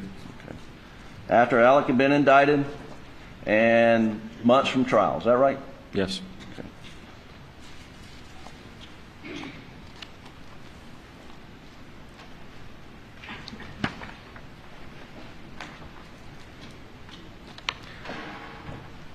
Now, a couple of things. You talk about on the tape that we just saw when you interviewed Alex. You told him that there's no unknown DNA taken from the crime scene.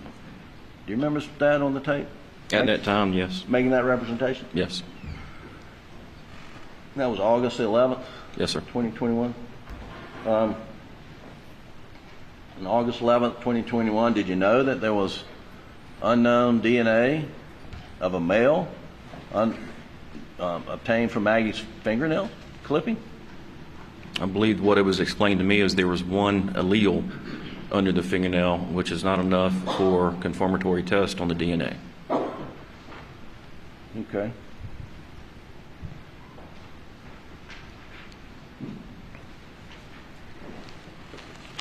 What did you hear in court? There are 3 alleles? I heard that it was one.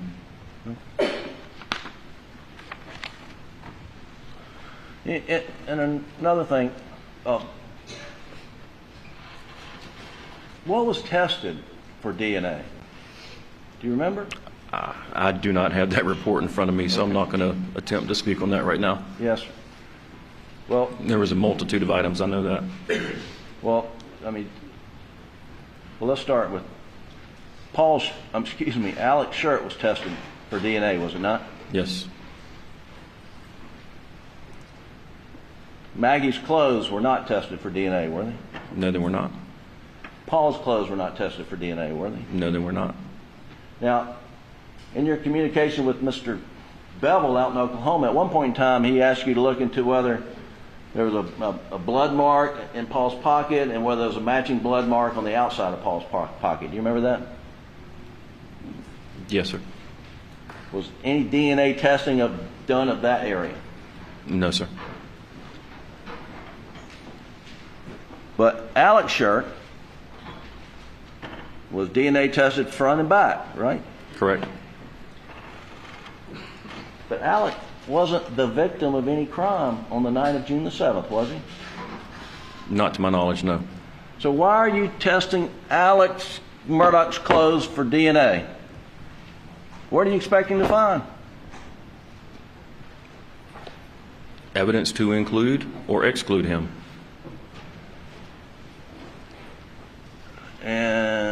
Okay, so he had told you that he had gone up to the bodies of Paul and Maggie, right? Yes.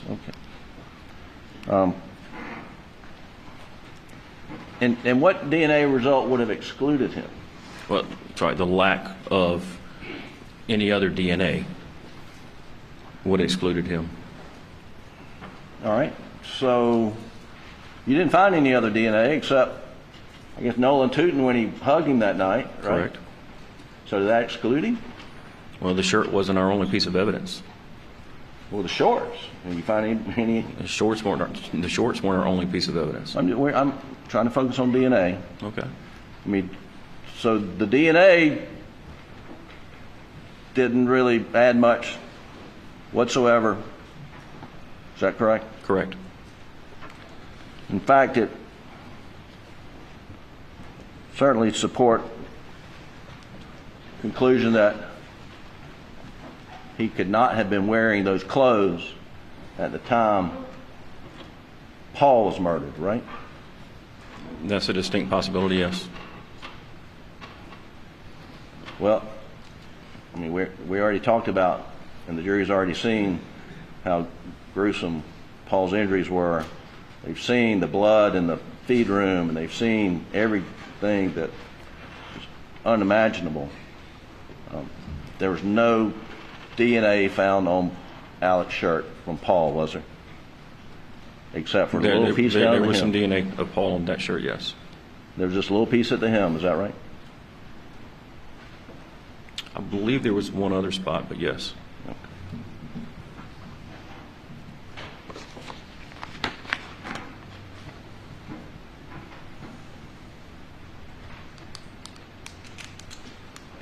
In your outline to the Collin County Grand Jury, it indicates on page 18 that you found DNA in the areas of spatter that were identified belonging to Alex, Maggie, and Paul. Do you remember that? Yes, and that was from the report that I had in my possession. And was that accurate? Now that I had the hemotrace report, the hemotrace indicates the parts that she tested, no human blood was found. So you didn't know at the time, but you know now that what you told the Colleton County Grand Jury was not correct. Is that fair? In reference to the shirt, correct.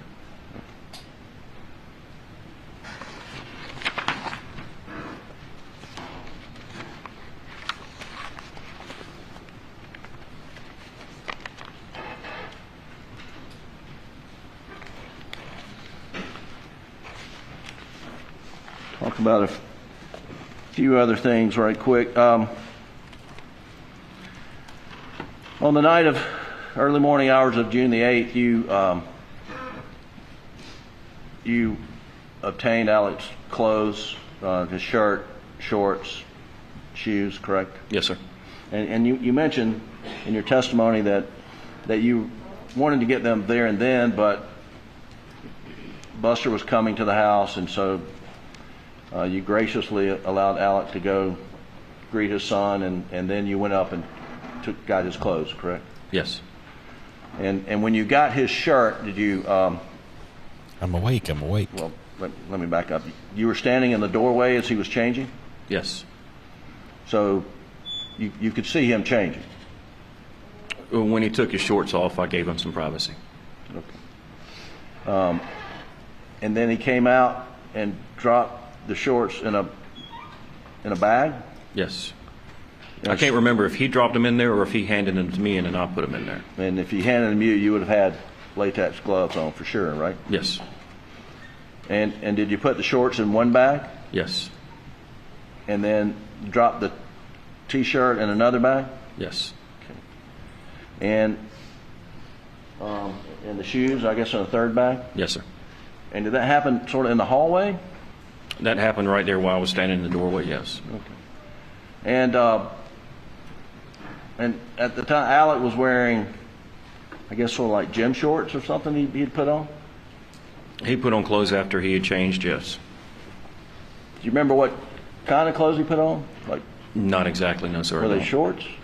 I don't recall what he put on afterwards. Was it a T-shirt? I do not recall what he put on afterwards.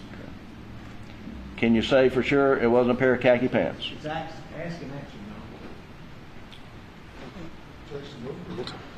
Can you say for sure it was not a pair of khaki pants? I do not know what he put on afterwards. Okay.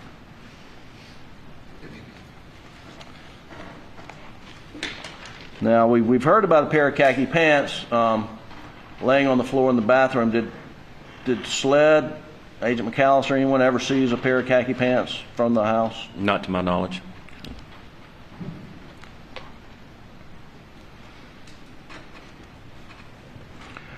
One of the things that you testified to, and I just want to see if we can clear it up. I don't. You stated in your testimony that Alec indicated he attempted to contact Nolan Tootin that night. Are you sure it was Nolan and it wasn't Rogan?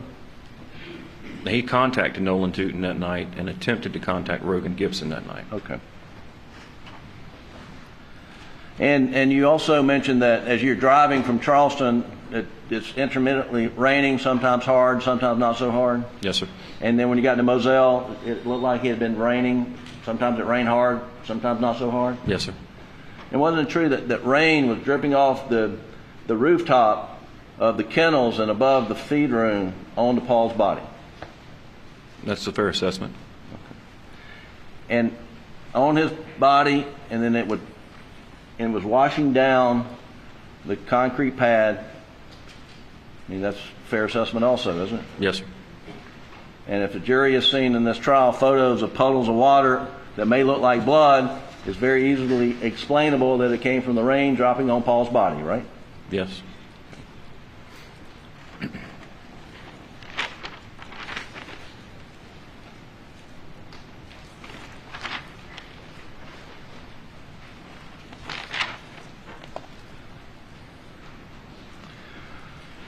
I think you covered it. Alex Murdaugh called you multiple times from June and July and early August asking for an update, did he not? We communicated. Sometimes it was via text and sometimes it was via phone call. You're right. And not only did he want an update for himself, but he also kept wanting you to update Maggie's parents as well. And I met with Maggie's parents, yes. Sure. But Alec was requesting Dallas that comes from the movie Up. of you, was he not? Well, he was requesting that of me, yes, but I also intended to meet with Maggie's parents regardless if he requested it or not. Okay. And you're also aware that Alex stole it as well. That Alec and Buster and his family put up a reward for tips. I knew a reward was offered. It was under my impression that it came from the law firm, but I know that a reward was offered of $100,000 with an expiration date. Okay.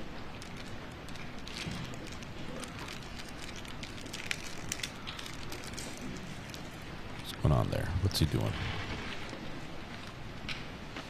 Somebody's getting some candy. I can't see who it is.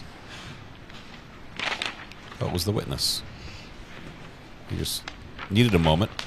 Unwrapped a little candy and stuffed it in his face. In the interview of August 11th, one of the questions that Alec had of you was essentially whether Maggie and or Paul suffered. Mm-hmm. Do you remember that? Yes, sir. And I think you told them that if they did, it wasn't for very long, a matter of seconds. Is that right? Yes, sir.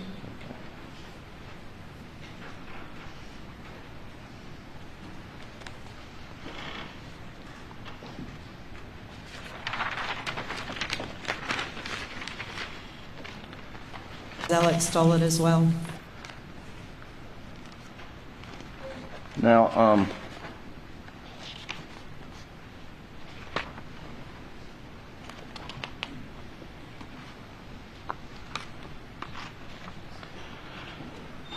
we'll talk about the shot shells. The shot shells that were found in the feed room where Paul was murdered. There was a buckshot and I think it was Winchester drylock waterfowl. Yes, sir. That's not turkey load, right? I was told it was turkey load at first. I'm not a hunter. I'm not 100% sure. I know it was small pellets and big pellets. Right. I know the difference between small pellets and buckshot. And that after, okay. So you were operating lead investigator under the impression that it was buckshot and turkey load, right? Yes. Someone told me that night that it was turkey load. And turns out it wasn't turkey load. You agree with that? I agree. Okay. And he's eating the candy, stuff in his cheek. He's trying to chew it between. I think Agent Croft got involved because of his knowledge of firearms and shot shells and the works. Correct. Correct. Okay. And you mentioned that in the interview, you told Alec that that there were multiple guns found on the property that were loaded with buckshot and turkey load. Do you remember that? I believe I used buckshot, birdshot. Okay. Well, I mean, Agent Croft had testified, but can you identify any weapons that were loaded with buckshot and birdshot that were found in the house? Repeat the question. Can you identify any weapons found in the house at Moselle that were loaded with buckshot and birdshot? No, sir.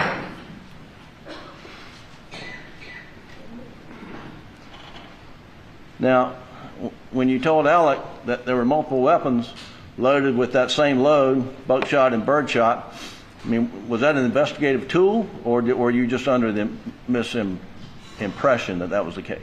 Investigative tool. So you lied to him? I'm allowed to use trickery to elicit a response. I understand. And so you're trying to trick him? Trickery. Agreed? I'm allowed to use trickery to elicit a response. Yes. Okay. I was getting and hostile. You're allowed to do it, and you did it? Yes. Jim is doing a phenomenal job. This is the best performance I've seen out of him in this whole trial. You also testified under oath in front of the state grand jury. You said basically the same thing, that there were 4 shotguns on the Moselle property and they were loaded with buckshot and turkey load. Yes. Now, were you mistaken then, or were you trying to trick the state grand jury? No, I was not trying to trick the state grand jury. You were mistaken? No. What, the shotguns that we recovered from the house had 2 different loads in them. They weren't Winchester or Federal. They had different loads in them. So when I tell the state grand jury that there's different loads in the shotguns, there were different loads in the shotgun. So you're saying you weren't telling them that it was buckshot and turkey load, but you were telling them it was just different brand names of something. I may have used buckshot and turkey load or birdshot, but they were 2 different loads. Well, I think we established that you did not find, SLED did not find any weapons at the house with buckshot and turkey loaded in, right? That is correct.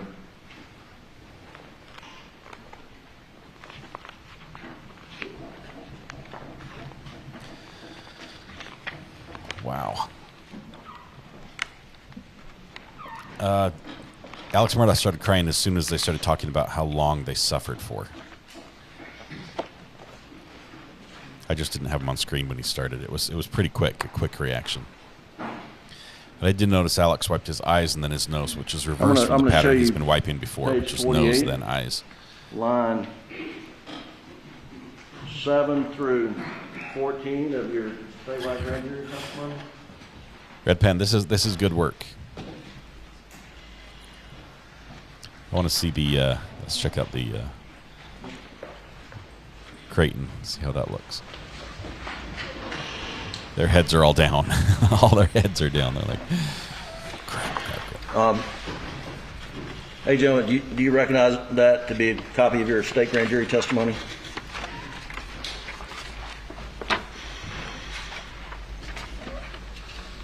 This is something the jury will remember. That the lead investigator lied to the grand jury to get an indictment.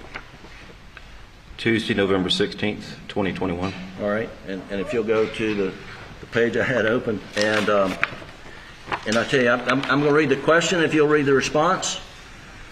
It says, at line 7, all right, and were all of them, to your recollection, loaded like that? And your answer was? They were located loaded in a similar fashion. Question, yes. In a similar fashion? Yes, sir. Question, with 1 turkey load and 1 buckshot load? Response, yes, sir. All right, thank you. And that was not accurate, correct? Correct.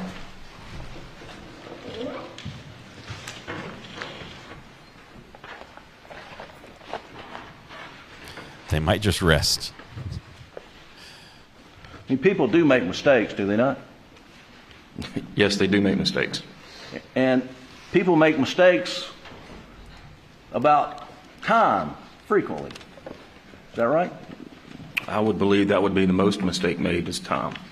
Okay. And here, you were asked to identify inconsistencies with Alex's statements to you, and the one that you pointed out was times. Do you recall that? Well, the inconsistencies is they kept changing. Well, that's right. I mean, you said that he said on June 8th he was at his mother's for, quote, a little while. And then you said he changed it on June 10th to 25 to 30 minutes. Do you remember testifying to that? I do. And then you said on August the 11th, he said he was there 45 minutes to an hour. Yes. Okay. And you found that those were inconsistent. Well, there was a difference between 20 to 30 minutes and 45 minutes to an hour. Well, let's work on that. He left well, let me tell you, he told you that he left the Moselle property between 9 and 9:10, did he not?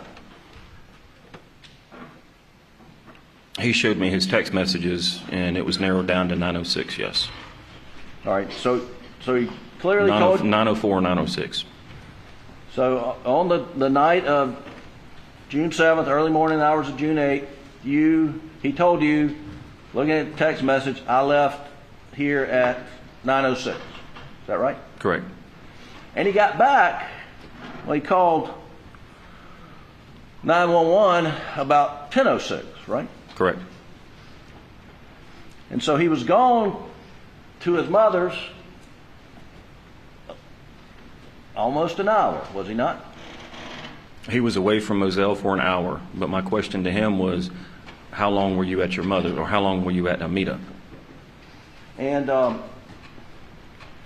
in your investigation, as we established in my cross-examination of you moments ago, I don't know how long I've been standing here, a few minutes ago, it's your investigative belief that Maggie and Paul were murdered sometime between 8:50 and 9:06, correct? Yes. So, for your investigative purposes, does it make any difference if he's at his mother's house 25 minutes, 35 minutes? Obviously, he couldn't be there an hour and make it back and call 911, but I mean, isn't that really not material? How long he was at his mom's? If I'm trying to build a timeline, yes, it is. Well, your timeline is, you're focused on is 8:50 to 9:06, right? Well, my timeline and what we're talking about is how long he was away from the house when he says he went to Alameda. So he leaves Moselle at approximately 9:06 is when he sends the text to Maggie. And the 911 call comes in at 10:06. So I know he's away from Moselle for an hour. And he says he goes to Alameda. How long did you spend at Alameda? Right. He tells me 20 to 30 minutes. Then he goes 45 minutes to an hour. I see. I got it. So it's possible that he was only at Alameda for 5 minutes and he was spending the other time hiding evidence. I mean, I understand that would be what you're looking at, right? Yes. But General Motors has sent their records in, and we know he went straight to Alameda and drove straight back, right? That is true. But if you look at the GPS points that came from General Motors, one of them puts him way in the backyard of Alameda. Right. Not in the driveway or where it's normal for them to park. In the backyard at the door where Miss Shelley Smith says he knocked on. I believe that point's closer to Miss Libby's work shed. Okay, we'll get there. Okay.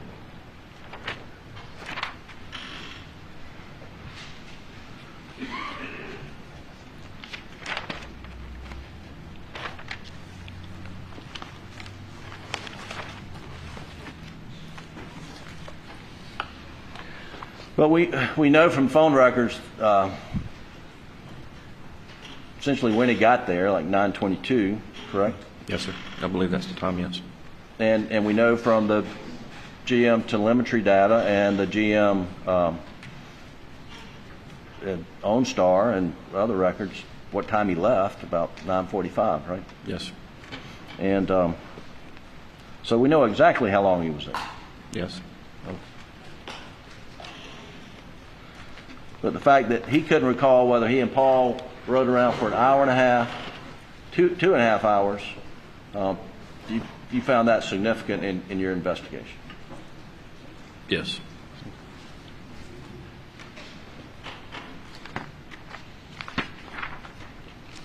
This witness has now consumed candy and is guzzling water on the stand. I think he wants to be done. Now, you also testified that... Here comes a cough. Yep.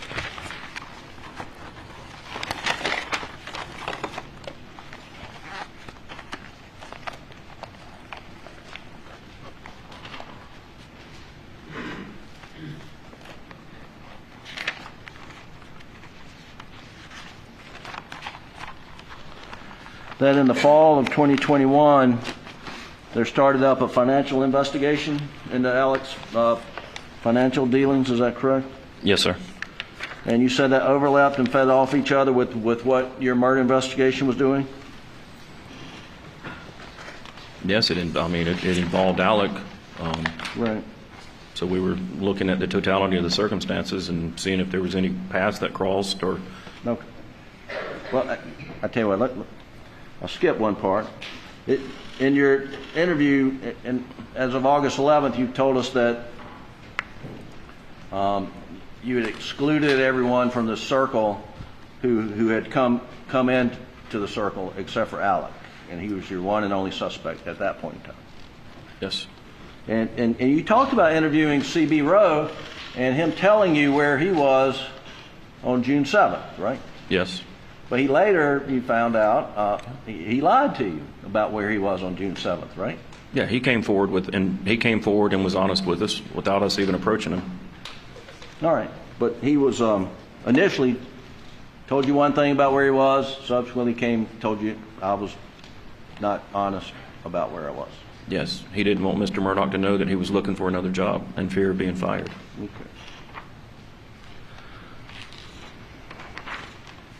But part of this financial investigation that overlapped, you developed information that Alec was stealing money from a law firm, client money to support a drug addiction, did you not?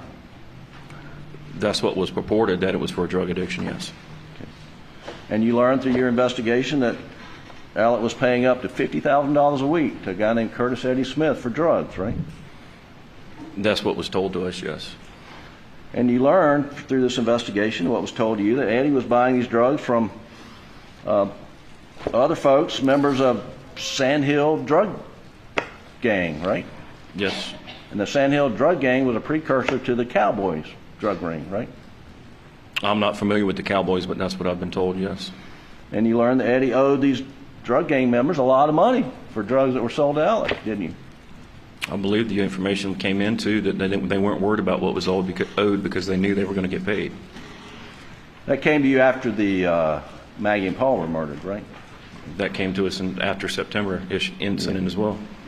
And did you ever conduct a cell phone analysis of these drug gang members to see where they were on the night of June the 7th? I didn't have their phone numbers. In my experience, that they don't keep the same phone numbers. They use what's called burner phones. Hey, we don't also go there. did an analysis around Moselle, trying to encompass anybody else coming in, and that information did not pan out. There was only 2 people identified, and they were emergency first responders. And you're talking about the geofencing stuff? Yes, sir. Okay.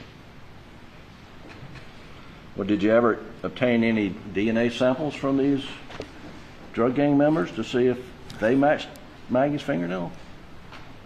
No, sir. And you really never put them in the circle, did you? The investigation into that, in my understanding, I'm not investigating the drug aspect. We just both that have burner investigation phones. is still ongoing from my understanding.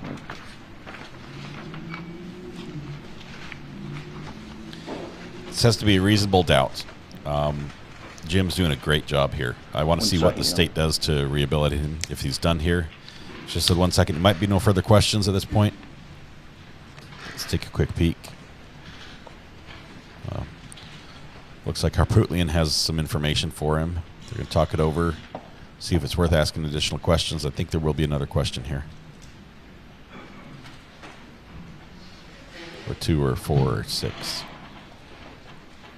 Ladies and gentlemen, if you all would go to the jury room for a break.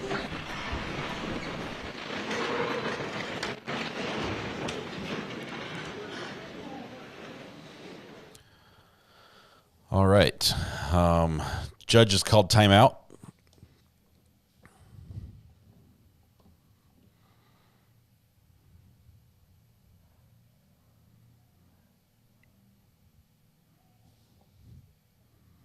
And we aren't going to see anything. The judge's not left yet. The jury's left. I think as soon as the jury's back, we'll get audio back just for a minute. Let's see what happens.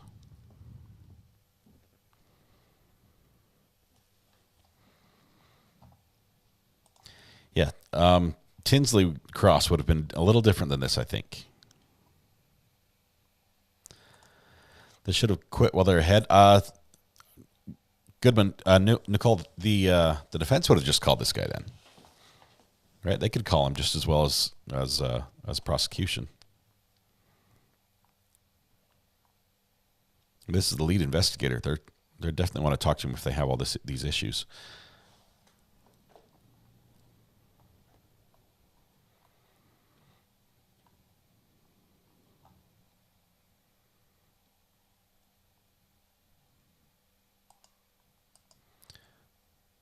Now the investigators can speak to the prosecutor. I don't think right now they are. I don't know. We'll see. Prosecutor's going to try to rehabilitate him a little bit. Let's see how that works.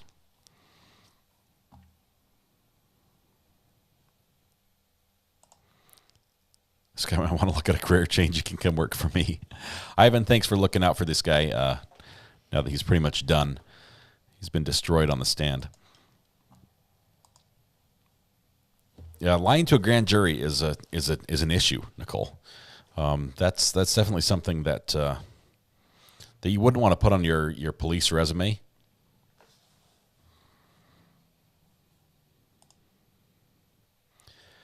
Yes, a little bit. I think we will see that blue shirt, or the purple shirt, at some point.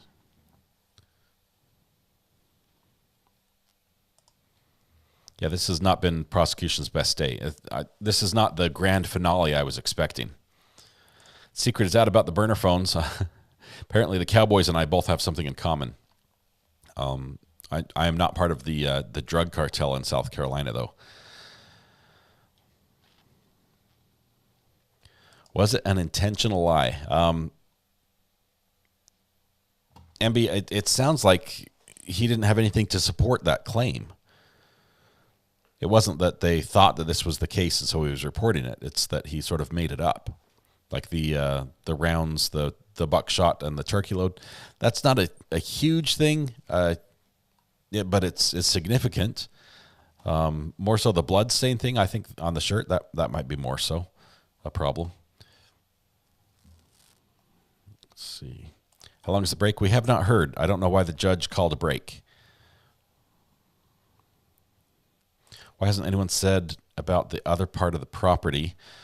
Jennifer, what part of the property are you talking about? It was a huge property. It was like 1,700, 1,800 acres almost. It was massive.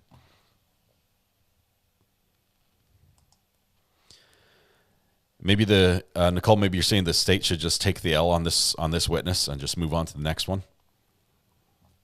They better have, a pinch hitter that can knock it out of the park. Because ending on this sort of note is a fall on your face. TMB. What are you trying to do to me, man? Oh, let's see. Yeah, I'm part of the pickle gang. That's me.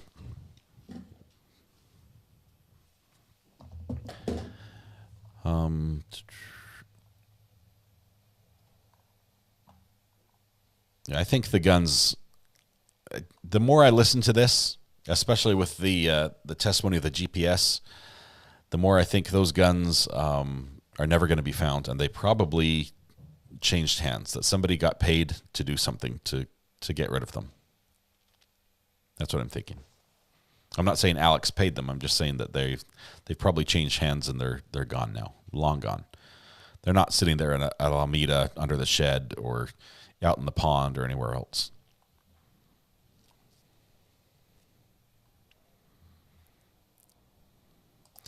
The guy said the GPS was pinging at another part of the property. It was the back side of the property. We did have testimony. Alex stole it. we had testimony that Alex went back there and knocked on the door on the back side, where the bedroom window was. But without seeing on the map where it pinged to and how precise the ping is, it's hard to tell. Multiple lies, lied about the guns and the shirt. Yeah, that's bad, especially grand jury. I mean, anytime under oath. Lies are bad. I hate the fact that cops can lie to you in interrogation. I honestly do. I've been in that situation, sitting there with a cop on the other side lying to me about something that, they said they had on me, which they didn't. And I knew they were wrong, but it's frustrating that cops are allowed to lie like that.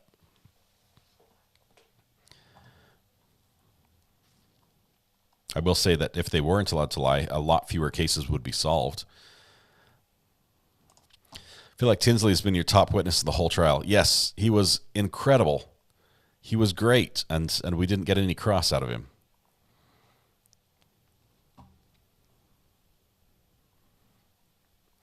What drug costs $50,000 per week? I guess high-speed drifter, the missing part of that equation is the quantity of the drug. So any drug could fit that depending on the quantity. So obviously marijuana, $50,000 per week, that's a lot of marijuana. We're talking bales of marijuana at that point. But some of the other stuff can be much smaller. and equally expensive. Let me check the burner phone. I haven't been checking it lately ever since the Cowboys thing came up. And it's clear. Well, that or it's frozen, one of the two.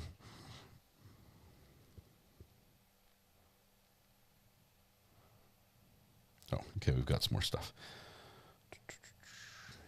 Oh, cocoa bean approved of the pickles. Looks awesome, Eric. Glad you got some pickles. Did you approve, though? That's my... Or are you still letting them chill?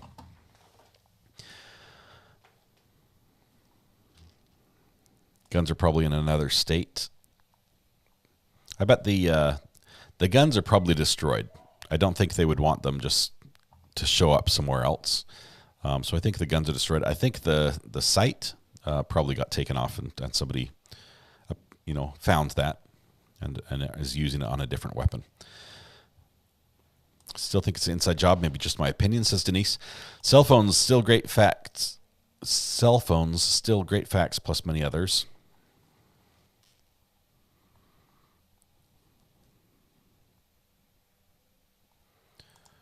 That's what Roxy, you're saying he sold them. The defense can still call Tinsley on the case and limit his testimony to paying witnesses. It would be smart now that the lead investigator has been caught lying. I don't think the paying witness thing is really going to help much the defense. Yes, they're both under subpoena. He probably shouldn't. It looks bad for his own trial that he's paid a witness in this, but in this trial it doesn't look bad, or at least it's not an issue as much for me. If he's getting via quantity, there's no way they'd be paying that price. $50,000 a week. Little Miss, you want a demon puppy emoji? I have a picture of demon puppy with devil horns. That'll take some Photoshop. Sharon says, Recovery Addict, if Alex is found not guilty on the killings, then who did kill them? They haven't got any more suspects. How sad that two people lost their lives with no justice. Okay, so Sharon, this is a great question. Of all the people we've heard about, and some of them we've heard from on the stand, are there any that seem suspicious to you? And this is like dangerous ground to walk into. We're going to do so anyway. The people that I heard from that seemed like they were the most sketchy, I think top of my list would be his runner. The young guy who worked as a police officer, who worked in the law office, who ran to the bank and cashed checks and came back with envelopes full of cash and would drop them off on Alex's desk. And the fact that even to this day he still thinks that's just okay, that's normal. I think he knows more than he's telling us. Do I think he did it? No, but that just seems weird. That guy, what was his name? Was it Nathan or? It does show the state manufactured the case, and it might have the effect of making Tinsley's testimony unreliable. If he paid a witness, can you trust he's telling the truth? I don't know. He had some pretty hard facts, paperwork and stuff that he was mostly testifying about his case and where it was and the state of it. There wasn't a lot of evidence introduced by Goodman, or sorry, not by Goodman, by Tinsley that the state's relying on, other than that he was putting pressure on Alec to get his financial information. Let's see. What was the other question that you asked? Did SLED verify the boat's friend's alibi? I don't know. I don't think that SLED's come out and said anything about other than they cleared the other family members.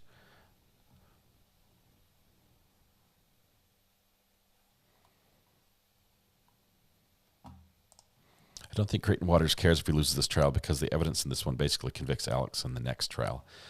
Yeah, it's hard for me to see Alex walking away free after the financial crimes. And some of you are saying, yeah, he wants to not be convicted in this one because he'd rather have a federal prison than a state prison because it's going to be a nicer prison or something. He doesn't want to go to prison. Alex does not want to go to prison. I think he doesn't want to be convicted on either front.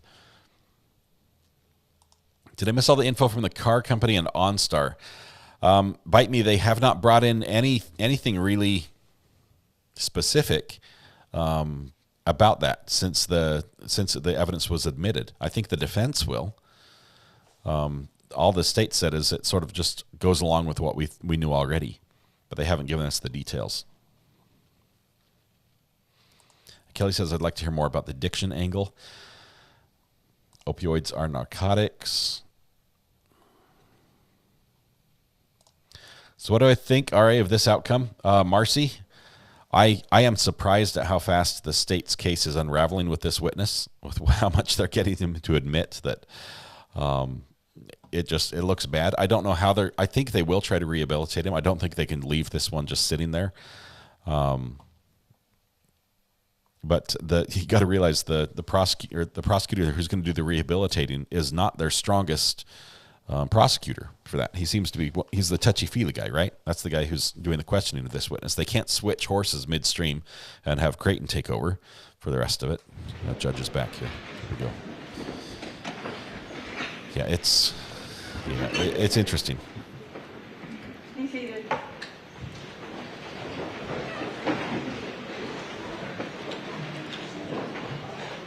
I think this is the first I remember it. Yes, sir. Weather Watch, about that. Your Honor, and I know we've been in trial 4 weeks. I certainly don't want to mistrial this, and I don't think anybody in the world does. What? It's the state's belief on his last questions that they opened the door to the roadside shooting. Yes, they did. Before I asked question this witness about that? To follow up when Eddie Smith came into how he came in the investigation. He's in the middle of cross-examination at this moment. Okay, can I ask him when Eddie Smith came into the investigation? You want to ask him questions? Well, I didn't want to do anything to mistrial, and I was surprised that came up. I understand, and I agree with you. But now is not the time for you to, in the middle of his cross-examination, to bring the jury.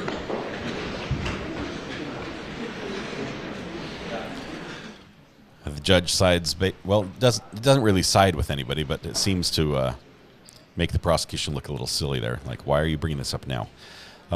You'll probably hear from this that same objection after the defense cross is done. The judge could have let him do a quick proffer. Didn't hear what that was. The judge could have let him do that, but he's like, nope, not right now. Can we get a chat poll of current thoughts? What would the poll say? What are you currently thinking? We're going to do a poll after the defense presents. I think it's important to hear both sides. I sure hope the jury doesn't fall for this defense BS, says Katerina. This case reminds me of the OJ trial. The state couldn't prove he'd done it, but I always said he if didn't do it, he knew who did.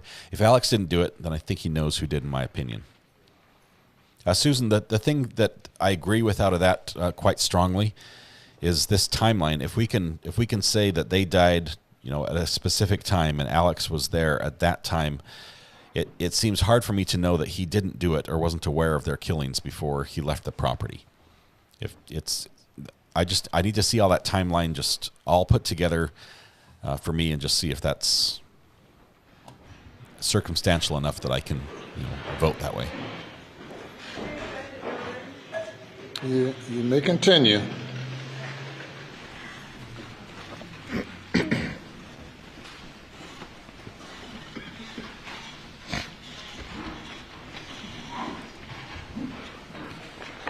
Just a few loose ends, Agent Owen.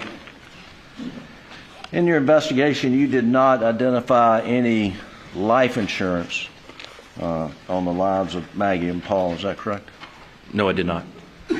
And one of the things that was asked of Dr. Reamer about a conversation she had with you as to the stain on Maggie's calf. Do you remember whether Dr. Reamer told you that there's a bruise there as well?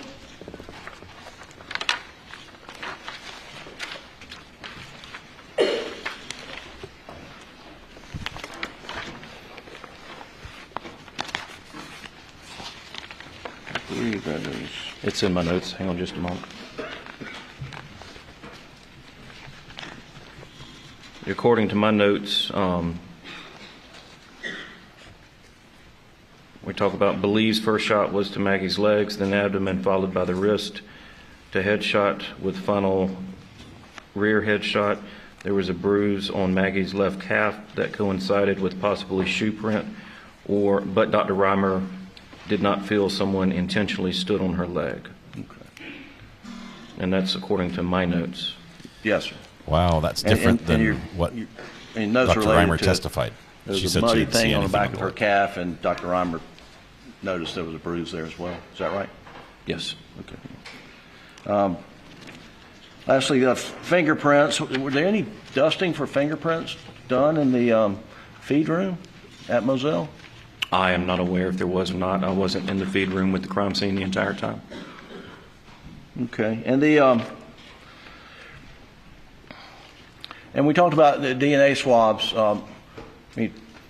One of the people that was supplying Curtis Eddie Smith is in custody, is he not? He is in custody, yes, sir. Have you gotten a DNA swab from him? I have not, but I know one has been obtained, yes. Okay. And you know if it's been cross-checked against? It was not obtained in this case. I don't know. I believe it has been cross-checked. Okay. I don't have that report in front of me. Prosecution should rest tomorrow morning or afternoon early. Just I don't know about Buster. Maybe in defense. You were not made aware of the negative hemotrace confirmatory blood test until sometime in November of 2022. Is that right? That is correct. How is it that the lead case agent is left out of the information channel for something so significant? From what I was able to figure out, when the lab issues reports, pursuant to my case or any other agent's case, we have email notifications to go in and find that report, or there's a new report available. Once I figured out that report existed, I searched my emails and I did not have an email notification that report was there. There's multiple other reports. I had been in there multiple times looking at other reports, and that report, I did not see that report. I was not made aware of its existence. Sure. Sure, he says. And it wasn't until after you saw that report that now you changed focus to the clothes he was wearing in the Snapchat video. Is that correct? Restate that question. It wasn't until after you became aware that there's no blood, hemotrace confirmatory test of blood on Alex's shirt, that you start, asking questions of folks about the clothing that Alex was wearing in the Snapchat video. Well, I asked him on August the 11th of 2021 because I had that Snapchat video of when did he change clothes. Okay, and he said he didn't know. He didn't know. Okay. But you never asked for those clothes, never tried to find those clothes, never executed a search warrant for those clothes, have you? No, sir. Okay.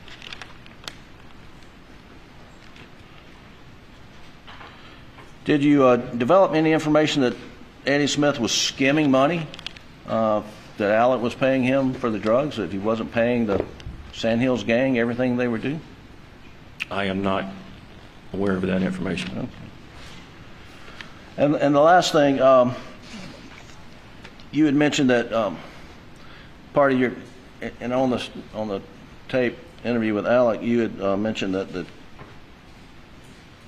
blackout cartridges that were found near Maggie's body matched, or they were extracted from the same firearm as used to extract cartridges at the house and the shooting range. Remember telling Alex that? Yes. But you were informed, though, that forensically at the lab they could not say with 100% confirmation that they did actually match until the missing firearm is recovered. That was my understanding, yes. And that's what Agent Greer or others that he worked for and told you as lead case agent. That's what Mr. Greer told me, yes. Okay. That he couldn't say with 100% certainty. Is that right? Of which he couldn't say 100% certainty which firearm that came out of until he had a firearm to compare it to. Thank you. Read that right. Okay, here we go. Could he say that those shell casings from Maggie's body, the side of the house, and the shooting range were all cylinder and had been in the same gun at one time? Yes. And when you asked the defendant on that in the third interview, they said this was told him Jackson, what I told you. So it was a family-owned gun, right? Yes. And then he kind of responded, how did they get it? He was almost going with you. How did they get it, right? Yes, sir.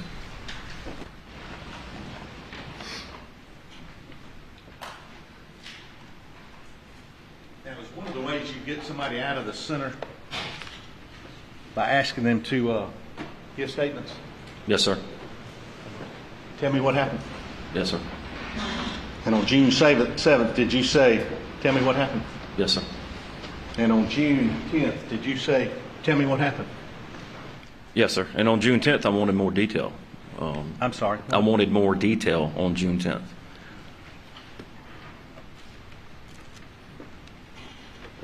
And did you get more detail? I got more detail on June 10th, yes. And on August 11th, did you give some information and then try to gain some information? That is correct. And Mr. Griffin asked you about that shirt and all. Did he say, Bo, hold on, let me go get that thing and bring it back to you right now? The shirt? No, sir. He didn't say, hold on, I'll go and get that shirt right now. Talking about the white T-shirt? No, sir. No, the blue shirt? On August 11th. No, sir. He was talking. No, sir. And he tried to describe it. Did this, what is described as a seafoam shirt? Were you familiar with that? Leading and misleading. Leading and misleading. How would that shirt be described? Do you know in your investigation by the witness who saw it? Ms. Blanca? Ms. Blanca described to me that she saw him leaving the house that Monday morning in a seafoam pullover. I believe she characterized it as a Vinnie Vine shirt. She said a polo shirt leaving that morning. Yes. On this video he showed you with the tree, how would she describe that shirt and the tree? A blue button-up she described as a Columbia-style shirt. Columbia. Seafoam. Seafoam color? Well, don't lead the witness. Did she tell you what color she thought it was? The one leaving that morning. No, sir. No, the one on the tree. Blue.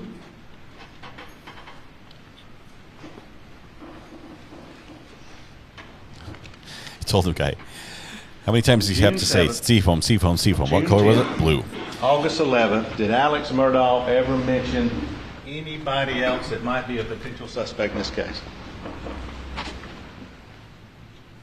No, sir. Other than he continued to mention the boat case, but no specific individual. Did he mention to you anything about these cowboys that Mr. Griffin's asked you about? No, sir. Did he mention to you anything about a Curtis Edward Smith? No, sir. June 7th he didn't? No, sir. June 10th he didn't? No, sir. August 11th he didn't? No, sir. When did he ask you about Curtis Edward? Or when did he bring in Curtis Edward Smith into this investigation? He being Alex Murdaugh. September 4th, 2021. September 4th, 2021. And could you tell us how that came about? Objection overruled. Here we go.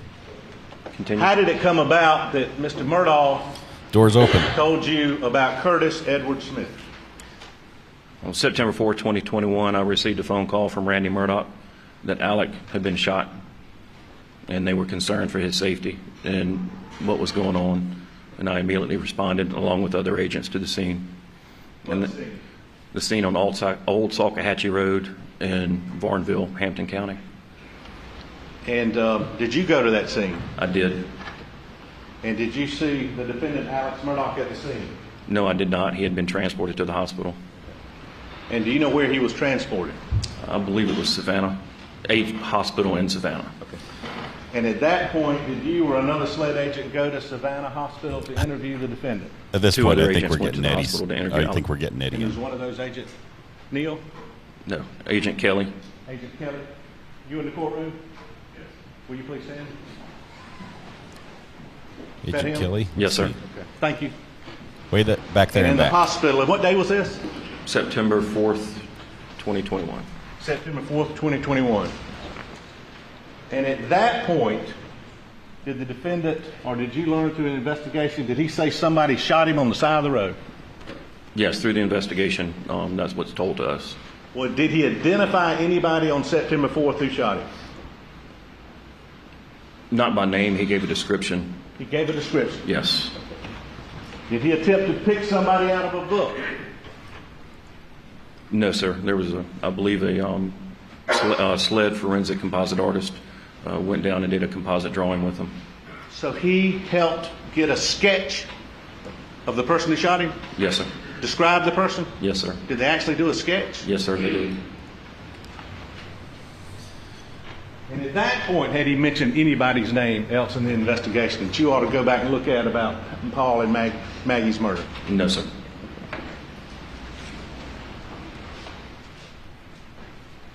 After that, did the defendant tell you or your law enforcement friends he was lying about the roadside incident? Objection to the extent it's hearsay. If he didn't tell this agent, then it's not the appropriate witness. Yes, sir. Did the defendant give another statement about the roadside? Yes, he did.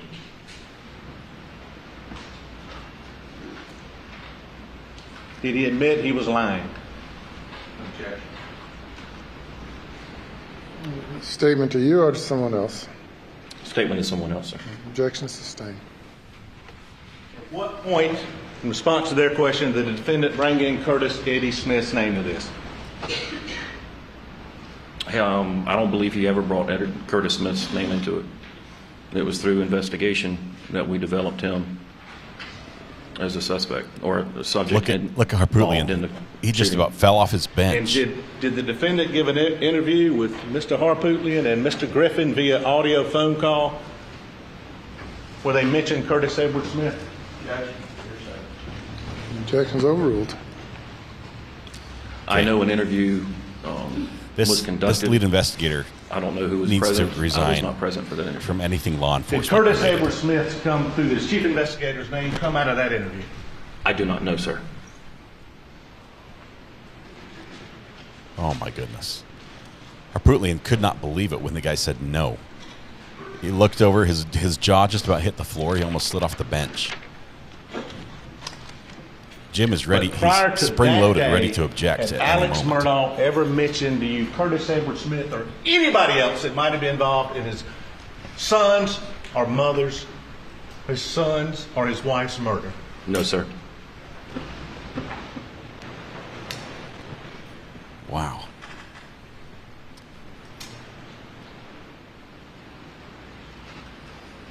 So after the roadside incident, and whatever he told whoever's going to be called, that's when he brought in other people. Yes, sir. That was crazy. Oh my goodness. Being loud and angry is not necessarily effective in this case. You're absolutely right, Anna Mr. Jane. Griffin's asked a lot of questions about the search. The crime scene where the two bodies were, was that secure?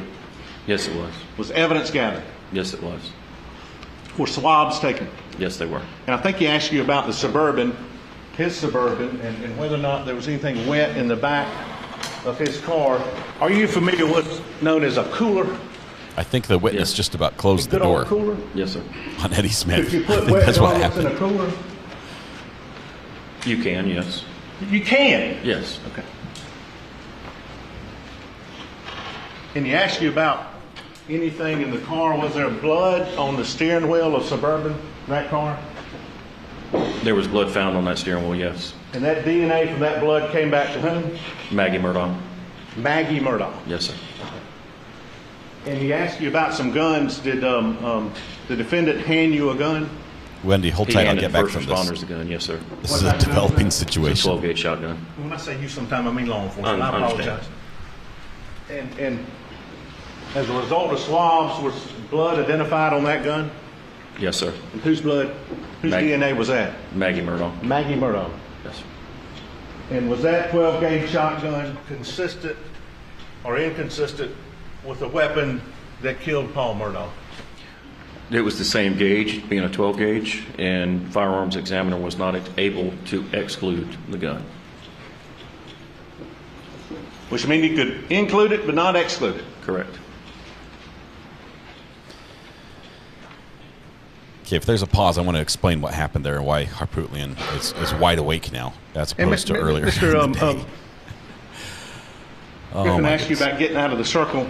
But when you talk to somebody, are you looking for consistent statements, inconsistent? When you're examining or talking to somebody who might be involved, why are you asking them questions?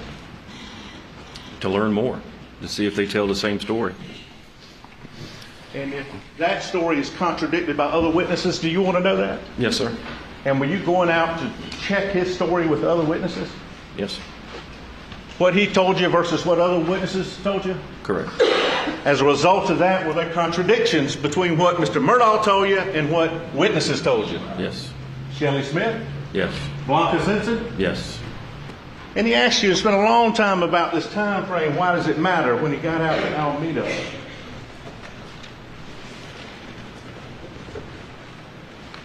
Would it matter if somebody's hiding guns somewhere on Alameda? Would you need time to do that? You would need time, but if you're familiar with it, I don't think you would need that much time. But would it take time to go hide guns? 5 minutes, 10 minutes. Yes. Would it take time? Would that be a reason you might have a contradictory statement how long you visited somebody? Yes. And your car would still be there, wouldn't it? Yes.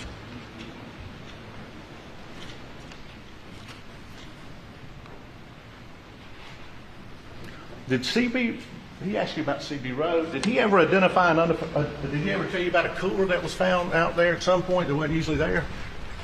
Yes, out by what's been referred to as the skin shed, where they process meat. What was that about that cooler? In course of your investigation, had that cooler been there before this night? CB Road told us it was not. When he left on Friday, prior to the... That's still hearsay. Objection sustained.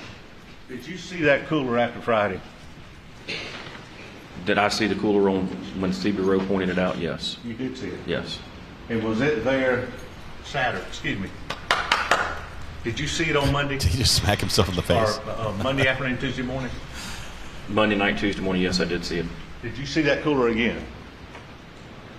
I don't recall. Okay. This guy, oh man.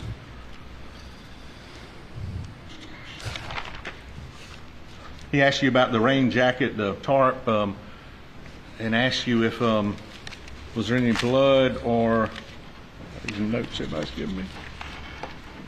I can't see all the notes everybody's giving me. Everyone's trying to tell him what to do here. Prosecution's trying desperately to right the ship, you know. Is that coat, does that repel water? That jacket, the rain jacket? Yes, I would think so. Being a rain jacket. Key, wait till Cousin Eddie gets in. Then we can really confuse things.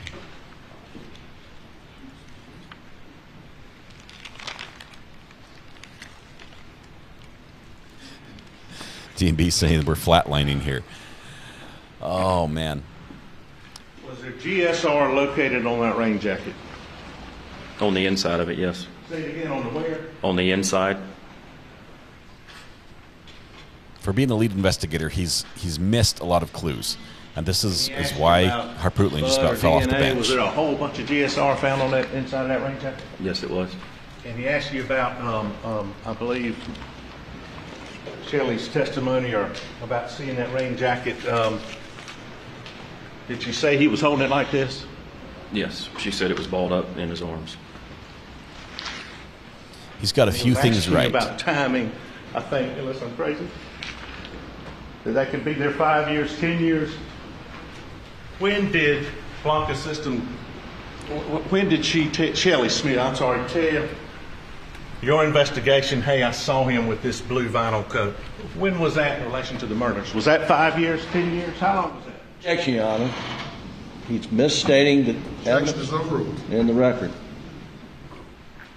She told us she saw it the day after Mr. Randolph Murdaugh's funeral, which through my investigation, Objection is overruled. which would have been June 14th, the following Monday after Paul and Maggie were murdered. So 7 days.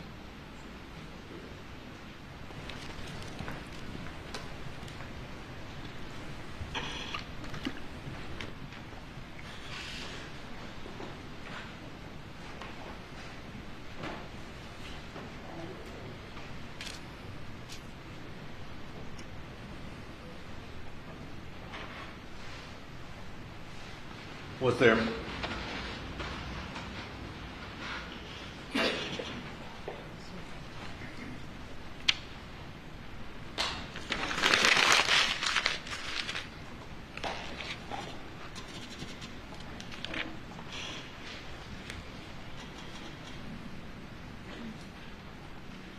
he asked you about your testimony to the Colleton grand jury? Yes, sir. I didn't know it was out there. Did you give them a summary of the case? The grand jury, yes. And did that include timeline? I believe so, yes. Some of his financial crimes? Yes, sir. Background? Yes, sir.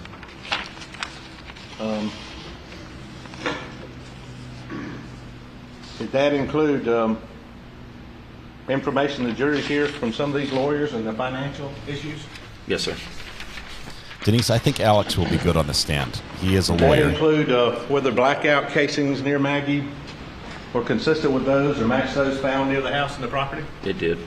I'm not sure if he's a really good Did it lawyer, include that the family had 3 blackout but rifles? he understands line of Yes. questionings, and I think Alex he'll originally understand had 2. what's being said Remembered in and the asked. follow-up, one of them had been replaced. Yes, sir. That you've confirmed that? Yes.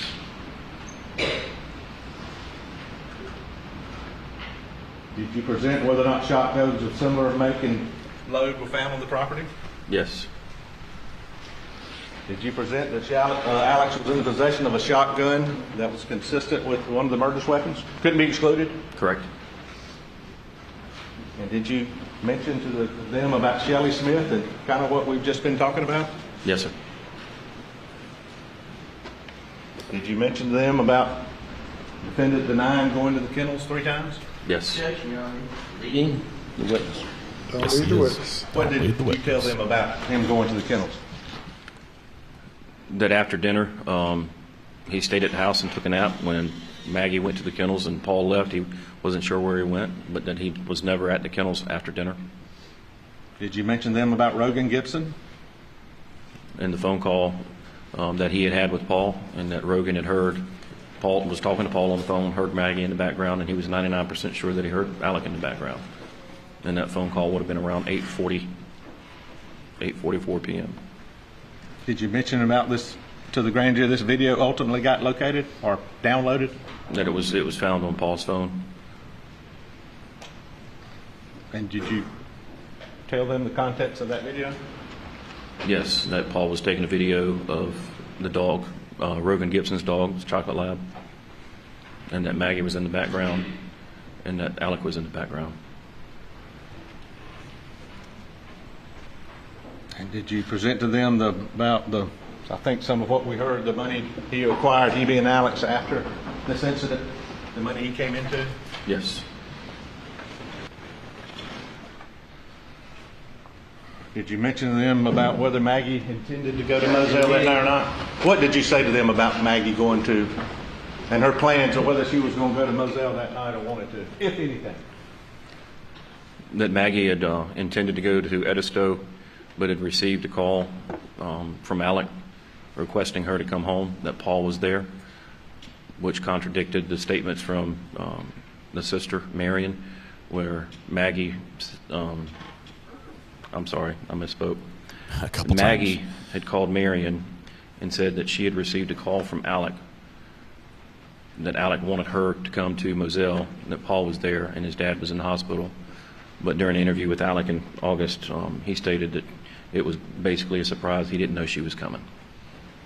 And did you mention to them that a reward had been offered on the offer? That a reward was offered, $100,000 with an expiration date. And did you tell them whether or not there was any other information or any other credible evidence pointing to anybody else? I did.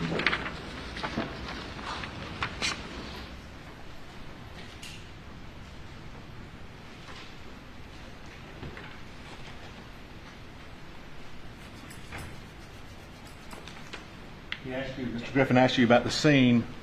It was bloody? Very bloody. Defendant said he had touched and rolled, tried to move Paul. Yes, sir. Did you see any evidence of that on him? No. Your eyes? I did not see any on Alec. No, sir. Expiration date was on the reward for information about the killers, or the killings. I think it was put out by Alex Law Firm.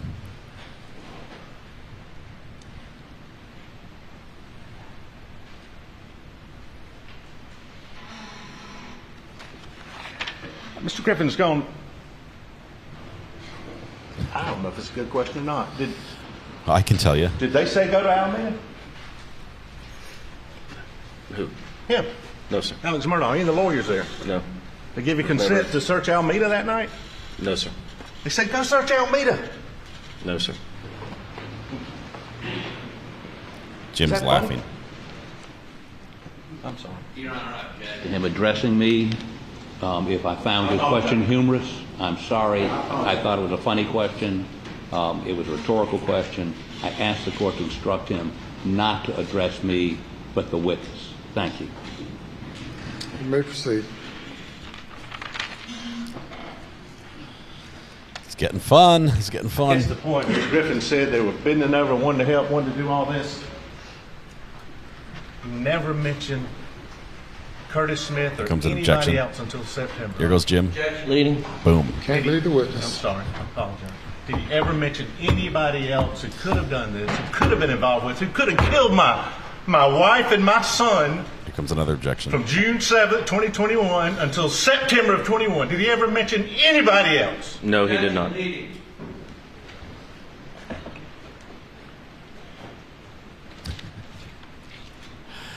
You have to lead this witness. This witness does not recall all the facts of the case. He's already forgotten key parts that the state is trying to present and answered contrary to that under direct questioning, which is why the state. Thank you. Further questions? Yes, Your Honor. Oh man, this is gonna be bad. This is gonna be bad. Harpootlian almost fell off the bench because this witness, Mr. Owen, was asked if Alex Murdaugh had brought up the name of Eddie, cousin police Eddie. Procedure that the said suspect no. in your investigation is And supposed to Alec solve the crime? No, it's not. But it helps to have information from other sources. And you were asked a number of what ifs. One what if was like, what if he hid the guns at Alameda? How long would that take? And you said 5 minutes, right? I said 5 or 10 minutes, depending on if you know the area. What if you'd gone over there that night and searched Alameda? How long would that have taken? Quite some time. Large property. And we would know today that there were no guns hidden on the property. Well, that night, Alec was not considered a main suspect, and I had no information to go search Alameda for guns. At what point in time did you ask Alec, did you hide guns at Alameda? I didn't. First time that question ever came to you was on February 15th at 4:30 in the afternoon. Is that right? Yes, sir. That's today. That's today. Now, I think you testified about item 22, and I just may not have heard you correctly, but and Mr. Greer's testimony will speak for itself, but the results were he can't say it's item 22 is the shotgun that Alec had when Deputy Green came in, but he can't say, he can't exclude it, he can't exclude it. He can't say anything about it. Correct. Okay.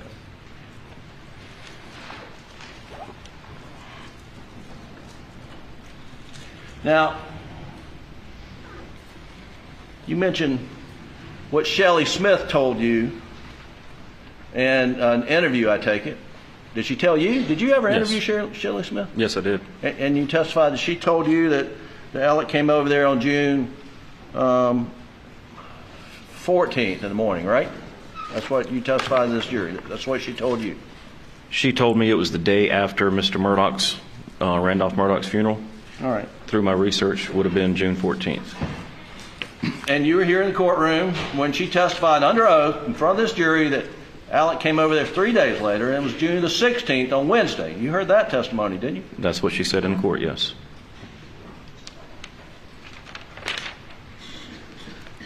That was her sworn testimony, correct? Yes. That's all the question of that. You may step down. And head straight to the bar. Yeah, compare that SLED agent, Mr. Owen, with all the other SLED agents who have been so precise, so exact in how they testify. That was a little bit of a train wreck for the prosecution. And the defense capitalized on it in every way they could. Yes, they did sort of kick the door open in the process with Cousin Eddie. So I think Cousin Eddie is coming up. I do. If you would please, sir, be seated. State your full name for the record. Spell your last name.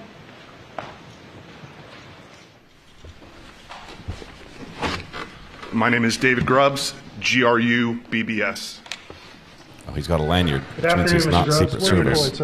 I'm employed with the South Carolina Attorney General's office. All right. And what is your job title at the Attorney General's office? I'm the Chief Forensic Investigator for the Internet Crimes Against Children Task Force. All right. And then just briefly, let the jury know what the Internet Crimes Against Children Task Force is. ICAT. Why So were we they involved assist here? agencies throughout the state as well as have our own investigators, and we look into peer-to-peer downloads that go over the Internet, usually containing child pornography in them. We also do chat ops throughout the state, posing as minors to attract suspects. Okay. My unit specifically does the computer forensics for those cases. Okay. When you say forensics, you mean, for instance, cell phone forensics, correct? Yes. So as part of your job duties, you perform cell phone downloads, extractions, and analyze them, correct? Correct. And you've gone to a number of trainings in the past that's focused on that. Yes, sir. Correct? All right. Can you read for the jury your training in this area, please? Sure. So it's an expert. So I am a Celebrite certified operator, a Celebrite certified physical analyst. I'm a certified blacklight examiner, which both of those are cell phone data extraction tools.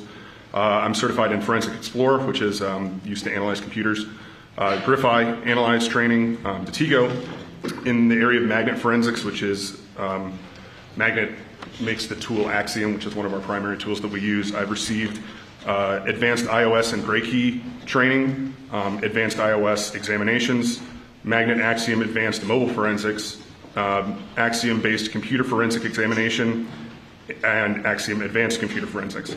I'm also a member of the United States Secret Service Cyber Task Force, Cyber Fraud Task Force, to be specific, which runs the National Computer Forensic Institute in Hoover, Alabama, where I've been sent to for basic network investigations, Macintosh forensic training, digital investigation supervisor's course, and I received an award in 2020 and 2021 being ranked in the top forensic examiners with the Secret Service. And my teacher I've had says training I'm the from the head of National White class. Collar Crime Center, which is called NW3C, in basic data recovery and acquisition, intermediate data recovery and acquisition, basic cell phone investigation, cell phone interrogation, advanced wireless network investigations, GPS interrogation, There we go. Windows artifacts, GM. Social media, identifying and seizing electronic evidence, encryption, and legal concerns for digital evidence responders. I've also been to the SANS Institute for multiple trainings for advanced network forensics and analysis, advanced digital forensics and incident response, hacker tools, techniques, exploits, and incident handling.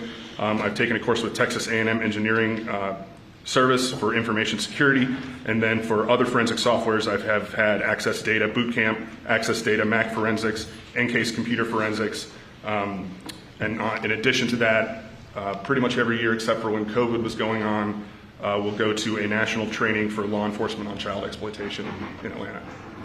All right, thank you. Thanks, Little Miss. At Appreciate this time, that. we move to enter Investigator Grubbs as an expert in cell phone forensics. No objections. So qualified. Yeah, we need to. Could you give me a new one Investigator for Grubb, cell phone forensics instead of there are ICAP? 3 cell Because phones that's a of little evidence in misleading. this case, and the data associated, you've analyzed some of it, haven't you? Yes, sir. All right. Let's talk specifically about Paul's phone. And to your knowledge, was that originally extracted by, I believe, John Van Outen of the Secret Service? Yes, sir. And then provided to, that information provided to Lieutenant Britt Dove? Yes, sir. All right. And you received that cell phone information from him, and you've analyzed it as well, correct? I did. Okay. And you were asked to focus on a couple of specific areas in your analysis of Paul's phone, correct? Yes, sir. One of which was Paul's battery habits and battery usage on his cell phone, correct? Yes, sir. All right. I'm going to show you what's been marked as State's Exhibit 530. Do you recognize that? I do. All right. And what is that? That is a report that I generated concerning Paul's phone and battery and shutdown time with the phone. Okay. And you looked, in the week prior to the murders, you looked at how many times Paul's phone it died because of its battery ran out, correct? Correct.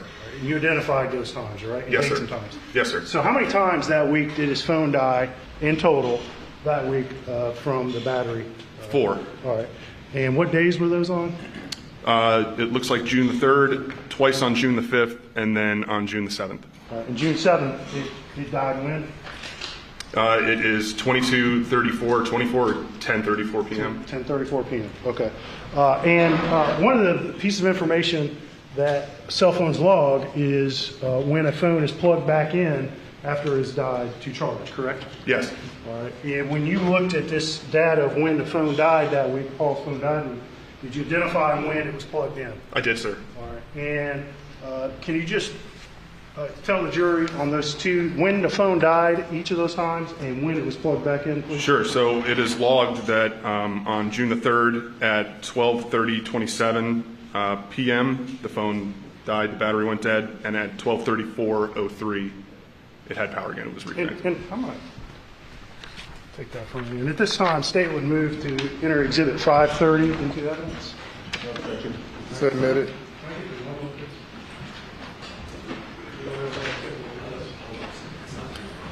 Here comes the Elmo.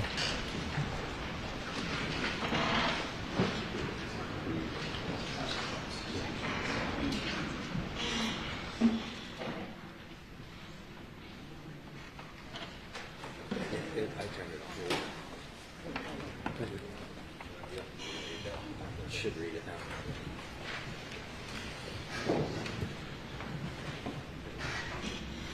Can you see anything on your screen up there? Oh, here it comes. All right. Sorry about that. Okay, so can you Doug has one job, and he's pretty dang good at it, honestly. zoom in a little bit?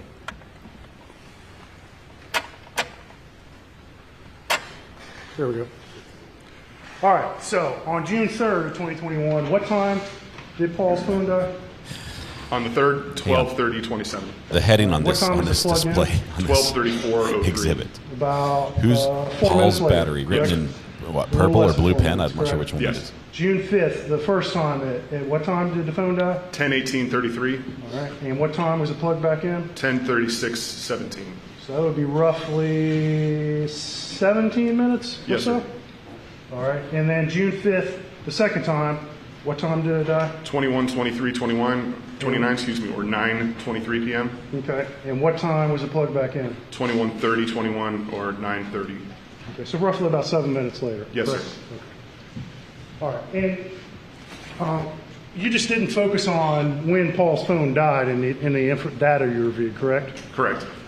Did you find in what you reviewed, did Paul frequently let his battery get low? Yeah, he seemed to kind of fly close to the sun. The phone was always getting down to 1 or 2% before he plugged it in. And would you say, in your opinion, from the data reviewed, the majority of the time he let it get that low, would he ultimately get it plugged in before it died? Yes, sir. Except during that week for those specific occasions, correct? All right. All right. And one other thing you were asked to look at on Paul's phone were the times when his screen came on, correct? Yes. and when it came off, correct? Yes, sir. And that's sometimes referred to as the backlight on a phone, correct? Correct. All right, and you're specifically asked to look at the time on Paul's phone starting at about 8:49 p.m. on the night of June 7th, correct? Yes. All right, I'm going to show you it's been marked as States 529. Take a look at that. So, Anna Jane, it sounds like Paul was really good to his And phone. He let what do it you discharge recognize that, completely, sir? frequently. Yes, I created this. All right, and what is that? It shows the backlight for the phone when it's kind of going on and off throughout that night. For what time period? From the period of 8:49 and then the final time of 10:34. Okay. Question is, did he charge it At fully? this time, State would move to enter Exhibit 529 into evidence. No objection. Submit it. And let's before we talk about this specific data, let's just the jury's here heard some testimony on this screen backlight and the screen coming on. Under what conditions, generally speaking, will a cell phone screen come on? There's a lot of conditions that'll cause a cell phone screen to come on. If you pick up your phone, that can have the screen turn on. If you get a message or an alert from an app that you have, that can cause the screen to turn on. If the phone senses motion in a particular way, it'll turn on. There's a whole variety of ways that the backlight will I activate. think you may have mentioned this, but the screen can be tapped. Yes, yeah, you can simply tap your screen, and that will cause it to turn on as well. And so just to... DSN, there's no allegations in a of nutshell, that. the screen can This come guy on happens for- to be a Sometimes there's ICAP no investigator human as interaction, well. correct? Correct. But it also can be turned on by human interaction. Yes, correct? sir. Okay. Let's look at the information on your report real quick. All right. Let's see, I can show you Okay, that. so There you go. at 8:49 p.m., looks like the screen goes off, correct? Correct. On Paul's phone. And what time does it get, the next time that screen lights up? The next screen on is at 10:08 p.m. Okay. And in your review of Paul's phone, did you determine during that same time frame, starting at 8:49, was Paul's phone locked or unlocked? It was locked. Okay, so it was locked and the screen was off between 8:49 and 10:18, correct? Yes. Ooh, hang on. Cops weren't on scene by 10:18, were they? 10:18:08. Oh, yeah, they were. You see the screen would come on, correct? Yes, it appears to come on for 12 seconds to 10:18:20. Okay. And then This is literally just a typed report. 10:18:20. Okay. And then it comes back on at 10:20:08. All right. And how long does it come on at 10:20:08? It goes until 10:20:20, so 12 seconds. 12 seconds. All right. And then what happens with his screen? It goes back off at 10:20:20. Okay. And it stays off until when? 10:34:16. And is that the time Paul's phone died? Yes. All right. And so the screen may have come on briefly as the phone was It shutting looks off. like for 4 seconds. This could have been phone calls from Rogan, right? In your review of Paul's phone, did you identify some of the communications that came into his phone? Yes, I did. And did you identify the last text that was sent to Paul's phone? Yes. And do you recall who sent that text? Rogan. All right. And you may not remember this exactly, but well, first of all, do you recall contents of that very last text from Rogan? Yes, it just says yo. All right. And did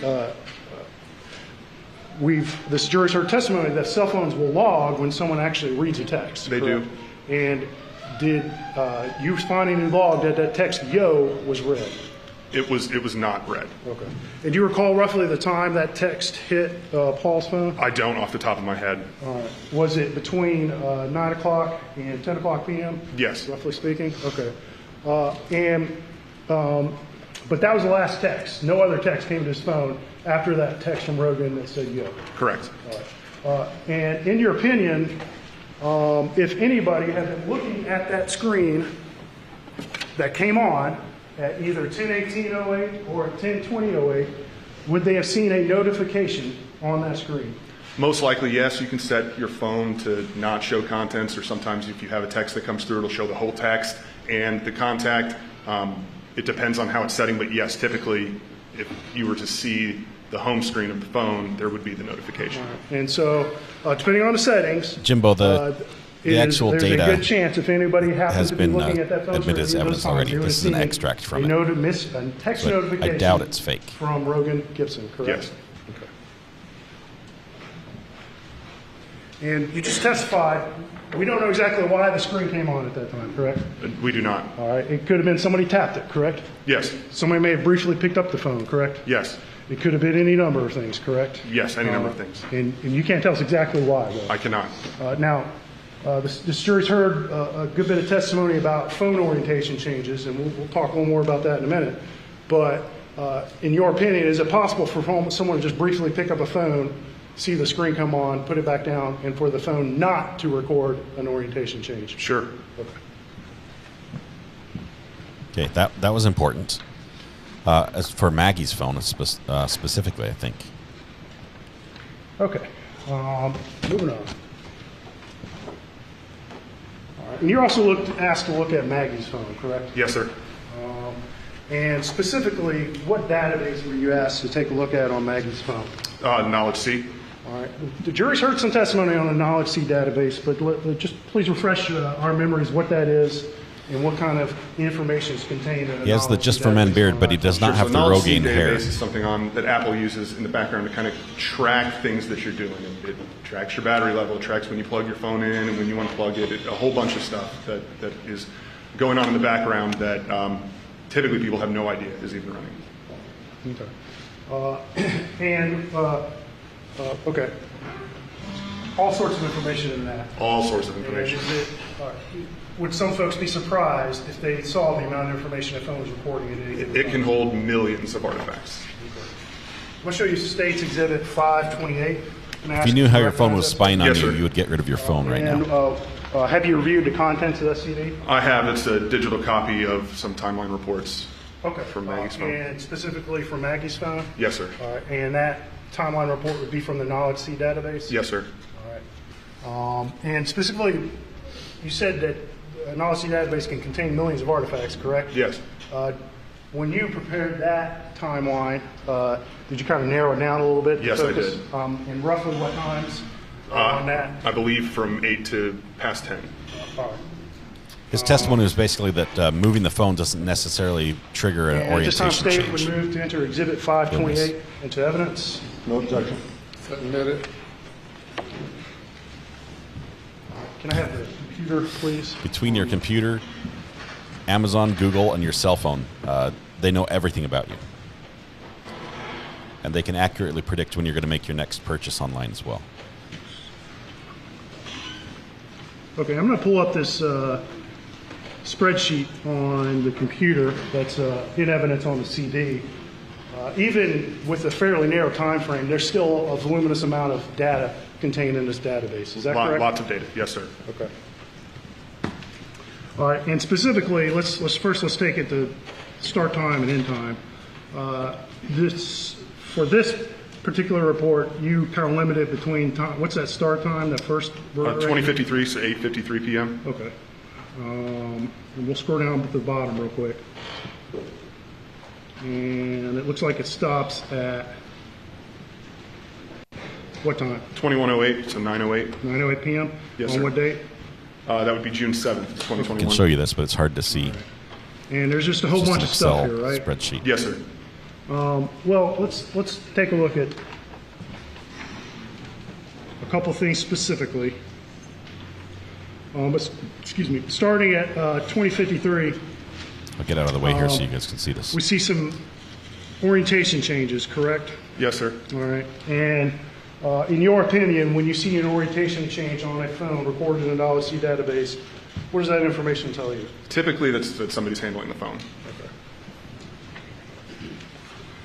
So while a screen coming on and off may not necessarily tell you somebody's handling a phone, the orientation change definitely does, correct? Yes, it's the phone logging that it's going from either vertical or landscape to the other. Okay.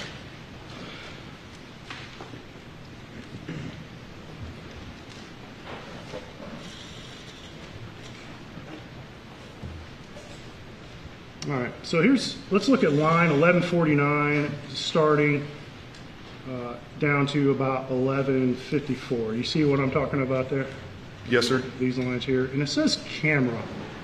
What, in your review of this information, can you draw any conclusions about what's going on, why that camera pops up at about 854 in this database? All I can say is that the phone is interacting with the camera in some way.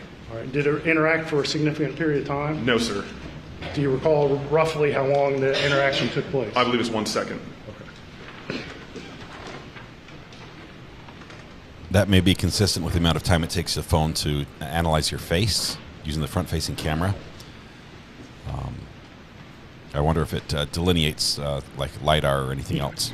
All right, let's go down to line 1210. This is at 8:55 or 20:55. And we see some things that says iOS snapshots.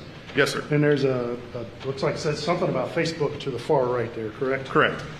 What, in your opinion, what's going on with the phone at this point? So a snapshot or an iOS snapshot is something that your phone does when you minimize an app in the background. So if you close Facebook and put it kind of in the background, it takes a little snapshot of it, so when you pull it up, you can see what it is. It'll do this for, as we see here, Facebook, which we can pull up and see. It does this for a bunch of apps. Not all apps take a picture of it. Some things will just be a blank screen. For example, if you do your camera, it's not going to store a picture of what your camera was looking at. When you have it, it's just a black screen. Okay. And so it does, in your opinion, does this mean anybody's actually accessing the Facebook app or actually physically taking snapshots on this phone? No. All right. In fact, it's not doing that, correct? Correct. All right. In fact, in your review, the time frame on this report's 8:53 to approximately 9:08 p.m., correct? Yes. And during that time, in your review, was Maggie's phone locked or unlocked? It was locked. Okay. And it remained locked starting at what time? You may have to draw on your memory because this doesn't start till 8:53, but it's prior to 8:53, correct? Yes. All right, and it remains locked until the next day, correct? Yes. Okay.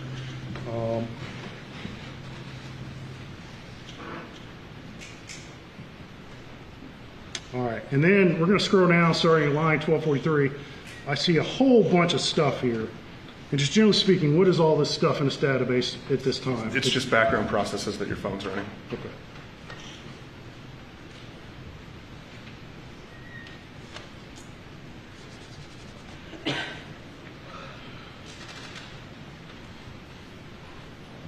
I'm trying to see this even on the big screen. It's not very clear for me. In this, you'd rather see the witness? Time frame, we also see looks like the Siri app pop up in the non-C database. Yes. Correct? And how can the Siri app be triggered? It could be a background process that's going on, or it could be triggered by somebody holding the power button or interacting with Siri. Okay. All right, and we're almost done here. I'll be done by then. Okay. Got 4 more minutes.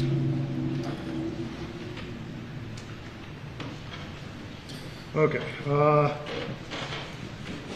Too much data without explanation. I'll just show the witness then. The information is in this log, but did you identify a time after 9 o'clock when Maggie's screen turned off? When her screen turned off? Yes. Yes. And was that at 9:07 p.m.? Yes. Okay.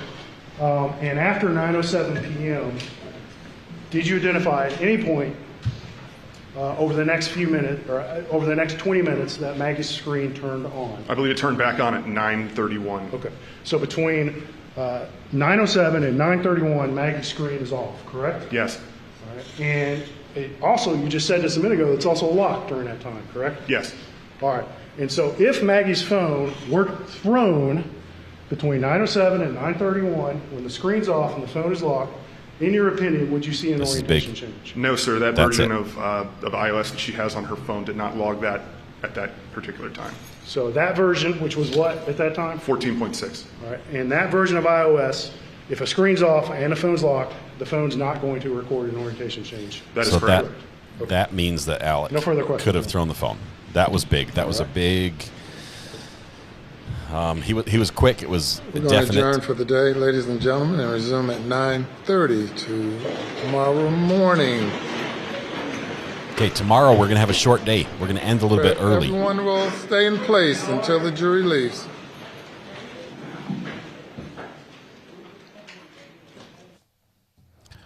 Let's see what we got here. I'll show you these guys.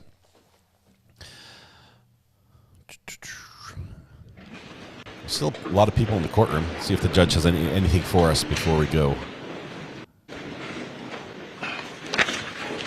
With regard to the court's earlier ruling excluding not allowing the roadside shooting incident during cross-examination, I find that the defense kicked the door wide open. The door to all of that testimony by questioning the witness as to the relationship between Mr. Murdaugh and Eddie Smith, payment of money to buy drugs, indebtedness, his overall relationship, and in order to not mislead the jury and to, under the doctrine of completeness and fairness, the court reverses its decision and will allow examination of witnesses regarding that relationship. So that might change the schedule just a little bit. We'll be in recess till tomorrow morning. Okay, 9:30 tomorrow morning. We're going to start. It's going to be a short day. The judge has already said they're going to get out a little bit early, probably about an hour early. I'm going to turn the sound. Well, I want to catch any noise in case he keeps talking, but he's not. Okay, so we'll watch this one. Yeah, we're going to get out a little bit early tomorrow, and then we'll have a full day on Friday. But tomorrow, it said they're going to wrap up by early in the morning. Alex is happy with Jim's work today with the sled agent Owen, lead investigator. Let's see, Buster's there in the background by the door. Looks like some Murdaugh families are back there. Not sure who's talking to who. I think the DUI guy should be in court right now. I don't think James from court is there. I think he was there earlier in the morning, but not in the afternoon. I think both of them are going to be on a live stream tonight, maybe. See, Alex is getting rid of all the stuff he's put in his pockets. The sheriff there makes him unload. I have noticed he's not supposed to take pens with him. Usually he puts the pens back. And Alex Murdaugh stole it. And Alex Murdaugh stole it. They'll search him in addition, but some days he has gotten into the van with a pen, and other days he's put the pen back on the table. So we'll see.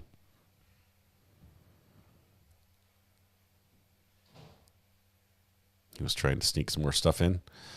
The sheriff keeps making him put stuff back. Oh, and something goes in the pocket there. What was that, huh? What was that, Alec? What are you smuggling in? Just kidding.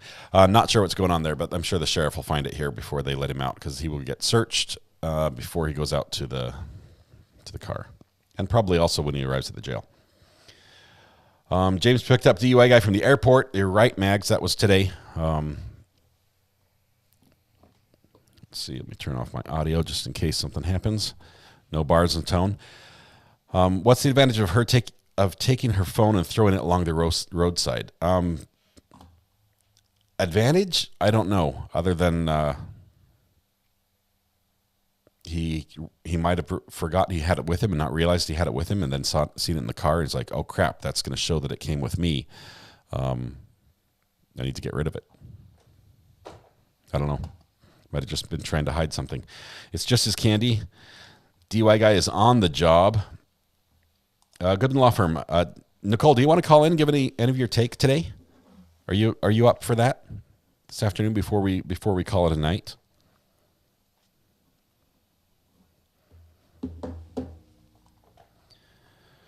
Okay, he will be searched thoroughly, lift and spread. Yeah, all that.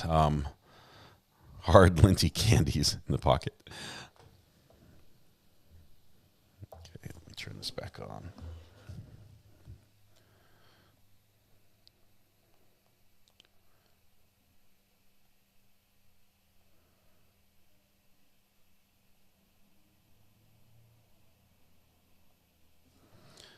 Trying to reconnect my Roadcaster. There it is. So, Nicole, let me know if you want to call in and talk about anything either from earlier today or this afternoon. I know you had a pretty hot take on the on the cross-examination of Agent Owen. If that's something you'd like to talk about, that would be great. Let me know. You've got the burner phone number, right? Let's see. I'm in the middle of a tattoo right now. If you don't mind, of course. Sure, that'd be great. If you're able to, that's fine. I don't mind the background noise. I have a little needle motor going in the background. How deep do metal detectors work underground and underwater? Depends on the detector, Dallas. I've got about 6 of them right now because companies keep sending me them to test. A couple of them are garbage, I'll tell you that. But I've got 3 or 4 that are pretty good. The ones that are waterproof can go underwater. Depends on the size of the target, but usually you can go probably up to about 2 feet on a good-sized target in a favorable condition.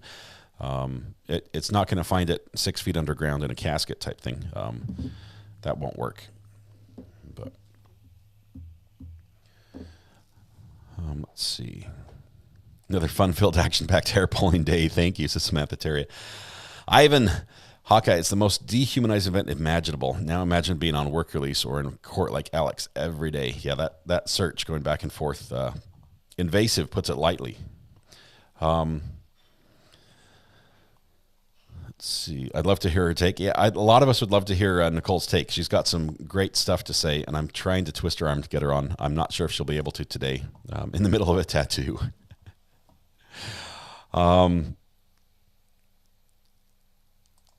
I've been sure, but reasonable doubt came today for Red Finch. I don't think I understood all that went on today. I'm a little under the weather, says Norma. Norma, there was a fair amount of stuff going on. Let's see. Why did the judge? Oh, that's AJ just commented here on another video. Let's see. Nicole's a part-time tattooist. I believe she's probably the recipient. If she was giving the tattoo, I believe I would not want them making a phone call at the same time. Today was a decent day in court for once. This is always on go. Probably one of the most entertaining days considering how boring the last couple of weeks were. I think it's going to get better. It really is. Defense starts on Monday. They may start as early as tomorrow, Cass. As early as tomorrow. It just depends how many more witnesses the state decides to put on with this door being kicked open. We're almost up to 6 days. Hey, that's awesome. That's awesome, Tracy. Thank you all for that. Bite Me, thank you for being here. You guys make community just amazing for people to come and join. No court on Monday. That's for the holiday. So we're going to have a short day Thursday, full day Friday, no court on Monday.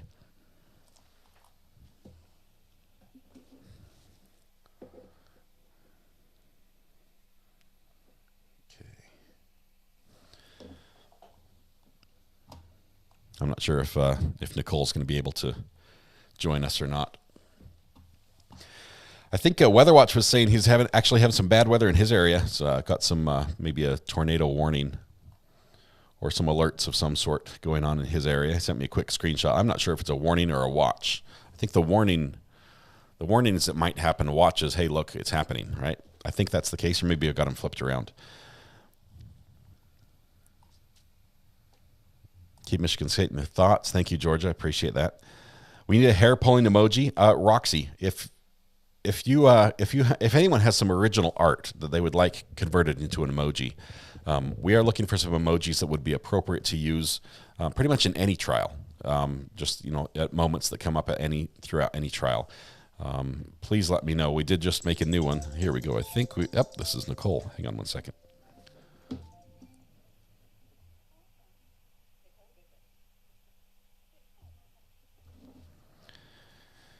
Hey, Nicole, hold on just 1 second. We're going to put you on the sound. I think I got you. Nicole, can you hear me? Yes, I can. Thank you so much. How's the tattoo going? I had to turn down the TV so we wouldn't get feedback. Okay. You're good. What was your take today? What was the aha moment or the boom moment for you in everything that happened today? Well, I think the case has been, well, first of all, thank you for having me. But for me, the case has been sort of a back and forth between, the state has something really, good on him. And then somehow it sort of falls apart. So today, I think the biggest revelation was, the investigator, the lead investigator lying to the grand jury. Because Mr. if he Owens. lies to the grand jury, right? If he lies to the grand jury, so he's committed perjury, and if he's willing to do that, then the defense will be able to claim that they're willing to go to whatever length to manufacture evidence to, set him up and make him good for the murders. What I've found today is that we're all working off the state timeline. Mm-hmm. So we're all assuming the murders took place between 8:50 and 9:06 when he left. But if that's not true, then it blows everything up. And the only way that they feel that that is true is because they've placed him as the suspect. There's no other evidence to show that that's when they were murdered. Okay. Now, I hesitate. We have to go back just a little bit because I know who you are, but I don't think we've introduced you to everybody else, Nicole. This is Goodman Law Firm on YouTube. This is Nicole. Give us a quick background of what you do, and maybe even your husband too, if you want to bring that in. I know that, but that would be great to just have that as a background for us. Sure. Well, I'll give you my husband first. So my husband is a retired Los Angeles County Deputy Sheriff. 35 years he was on the department. And I am an attorney. I've been practicing for going on 24 years now as an attorney. Prior to that, I was a paralegal for 10 years. And before I became an attorney for the last 3 years, I was a certified law student. So my main area of focus has been litigation in whatever aspect of law. So I'm also a member of the United States Supreme Court Bar and do some appellate work from time to time, which is what I have the pleasure of doing tomorrow. Oh, yay. But so That's kind of always been in the legal field. I fell into it. My first degree was in the fine arts, and my second was in psychology, and I got a job at a law firm when I was younger, and it just clicked. So lucky me. That is great. Let's jump back to the case then. First of all, thank you for that. Let's jump back to the case. I know it's too early to vote and say guilty, not guilty. Is there a side you're really siding with right now, or think that? I guess really what I'm asking is, has the state done its job, or are you thinking at this point it's a not guilty? I don't want to make a judgment call just yet, and I would be cautious to do that only because, I try to approach the case as though I am a juror, that I haven't heard any evidence. I did watch a little bit of the news, information, I think Dateline or 48 Hours or something like that early on before trial. But then I stopped. And the reason I do that is because I really want to see what evidence there actually is leaning in either direction. And I tend to critique, I think, the state more because, quite frankly, they have the burden in the case, which a lot of people do forget. So I tend to lean more towards the other side, but that's not to say that I believe he's innocent or guilty. I just think the defense does a better job of tying things together and sort of imploding the state's evidence. But yeah, I am trying to keep an open mind. I just have not heard any connection between Mr. Murdaugh and the murders at all. And again, assuming that we're using the state's timeline, then they're saying that all of these acts between point X, 8:50 p.m., and point Y, when he called 911, could be seen as suspicious. But if there was evidence that the murders took place at 10:15, all of those acts would be viewed in a completely different light. Right. So we're looking at it through a certain tint of glasses, and that's what's coloring all of our perception of everything. The time of the death is critical. We are going in. Right. We're going in under the assumption that they were murdered during that small window. But why? That's because the state has suggested that. There's not been any evidence that has been presented to that effect. So if he's innocent, then the murders didn't take place during that time, clearly. And if he's guilty, then the state's correct. But the question is, what evidence is there to support the state's timeline? Not the DNA, not the clothing, not the GSR, not the weapons, not the, ammunition, not the bodies. So it really boils down to, pardon me, it really boils down to the testimony of who, the investigators. Do they believe that he's lying about his timeline? A lot of people are critical of his timeline, but, as I mentioned earlier today on chat, when you experience something uniquely tragic and horrific like that, you are not going to remember much of anything. You'll remember snippets, things can be rearranged in your mind. Yeah. That's, it's like PTSD. And you might even create some memories that sort of meld things together so that you can deal with it better that didn't actually occur. Exactly. So if you are, normally his routine would be to fall asleep on the couch after eating. He may have assumed that he did. And maybe he did. But, like when he said he didn't go back to the dog run. Well, obviously at some point he was there. Maybe he was referring to a different time. So, we dropped off the ATV, we went inside, we ate, and I didn't go back out there. We really don't know exactly what time the video was taken. We only know what Snapchat has told us is that the data was uploaded at a certain time. So that doesn't mean it was actually taken at that time. So let's put ourselves in the state's shoes, which is arguably not a very enviable position to be in right at this point. They've got roughly about a day worth. Not after Owen. A day worth of witnesses or so, still ahead of us. What do they have to do, or what could they do at this point to bring the jury over? They don't have a smoking gun. They would have brought that out on day one if they had something that was that a deal killer sort of thing. It's not there. So what would they do? What in your book? What should they do tomorrow? At this point, the state has sort of dug themselves in a hole only because they have muddied the waters with all the financial crime. And then had they not maybe necessarily done it in that order, if they had done the murders first and then gone through the financial crimes, it probably would have made more sense to the jury. But when you have a medical examiner followed by someone who's talking about money missing, followed about somebody who's talking about a boat case, and they're getting it in bits and pieces without the ability to take notes, it starts to look like the state is grasping. Pardon me, I had a little bit of a under the weather recovering from. So it starts to look like the state's throwing everything at the wall to see what will stick.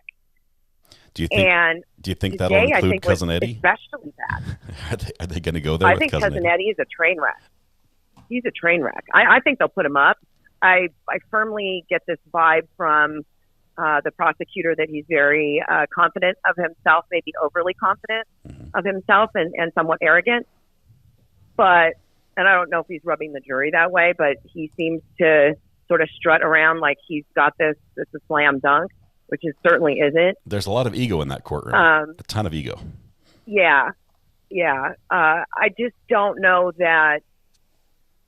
I mean, the only thing if I was the state, I would get off all the financial and the boat and the side of the road and stop trying to do that and start focusing on what matters, which is breaking the timeline down to show that it had to have happened within that narrow window and that no other possibilities are reasonable. Because if they get rid of the reasonable doubt, then they win.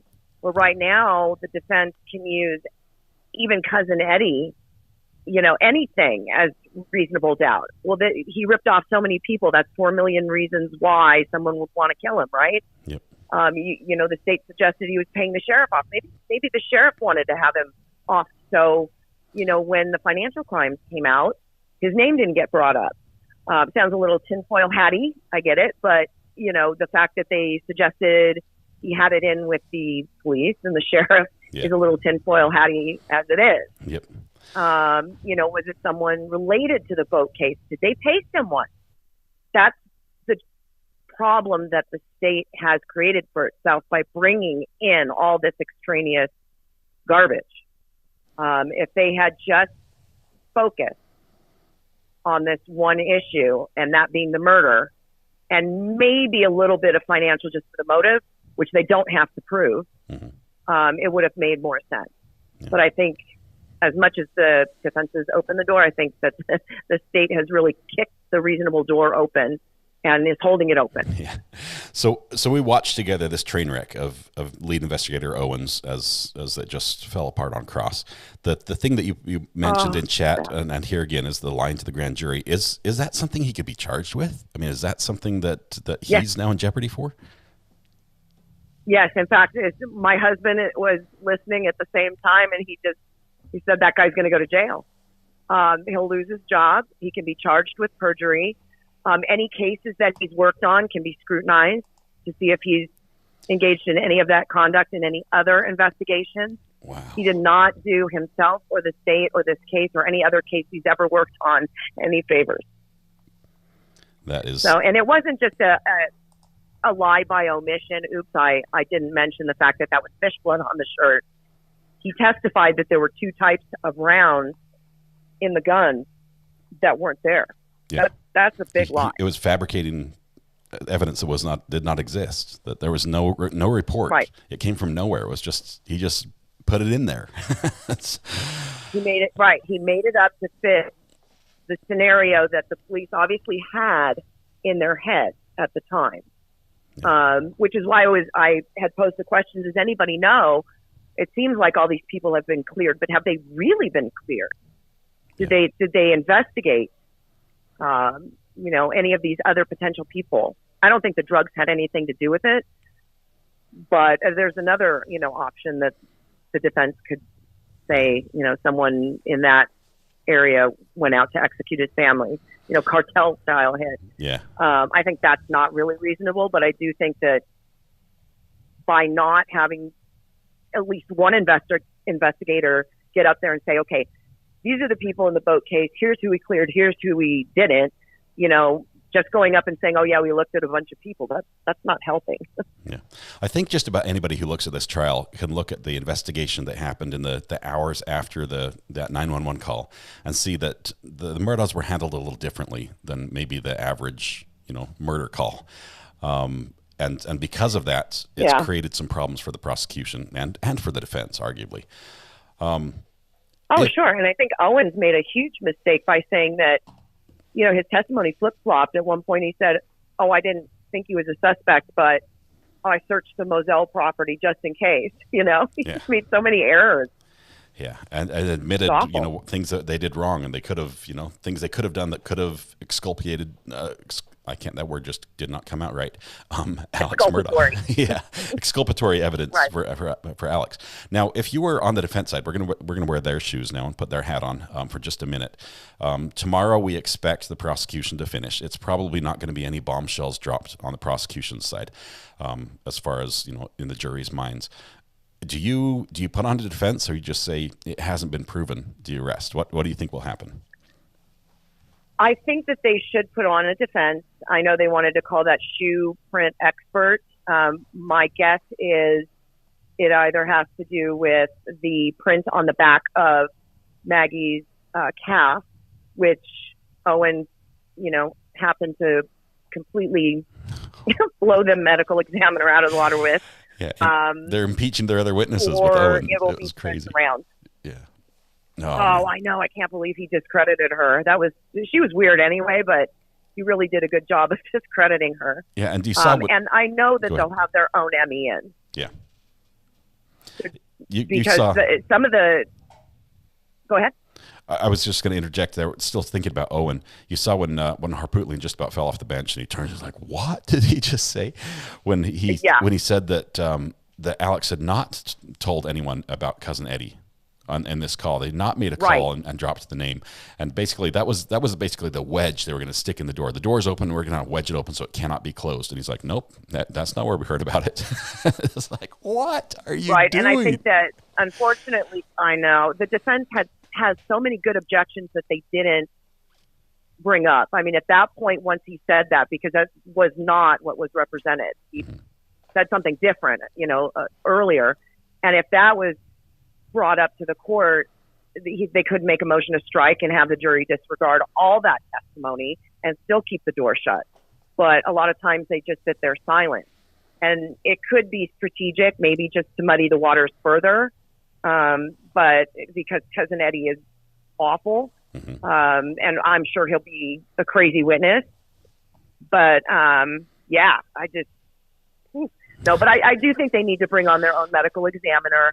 They're going to bring in a big name. It's going to be, Spitz or I don't know why I can't think of the other one right now. The CV's going to look incredible. Whoever they bring in is going to be like the best in the country. It'll sound absolutely right. amazing. They'll be professional. Right. They'll be professional. They're not going to laugh or say, inappropriate things. The state's medical examiner just made some comments that were so distasteful at various points. It was almost like she saw the whole examination as just a humorous thing. It was like, this is so much fun, like almost giddy. And just right, it was like she was teaching. And your husband knows that law enforcement, they have like a cop sense of humor, and sometimes it's a little bit gritty, and sometimes it's other people are like, "What, you guys joke about that?" And she probably could joke about that with other investigators, but in front of the jury, this is horrible. Right. This is stuff that they cannot unsee. Right. And she's up there smiling, laughing, and just like I don't think she connected at all very well. But she was. I will give her credit. No, she was easy to understand. She was able to really. She was easy to understand. I was surprised they did not include a chain of custody with her autopsy. There was no testimony about the body bag, checking the toe tag, making sure that was the right decedent. None of that was testified to, which I thought was bizarre. It's the only time I've ever seen an ME skip over verifying the decedent is who they are. She said, "Oh yeah, that was Paul." But she didn't say how she knew or if the bag matched the toe tag. Yeah. Nothing. It was kind of like the shirt when the I guess SLED came in and took the shirt that the DNA expert was testing. It took it without her permission to go get it analyzed for blood spatter. Yeah. And I'm surprised the defense hasn't capitalized on that, although they may do that in their case. Yeah. A little surprising with the chain of custody. I've got one more question for you, Nicole. First of all, thanks for calling again. But before we let you go, anytime. I would. We've talked about prosecution and defense. I've got to ask you, and sometimes lawyers, attorneys don't want to answer this question, but what do you think of the judge's performance? What do you think of how he's doing? You know what? I actually, I think the judge does not have a good poker face.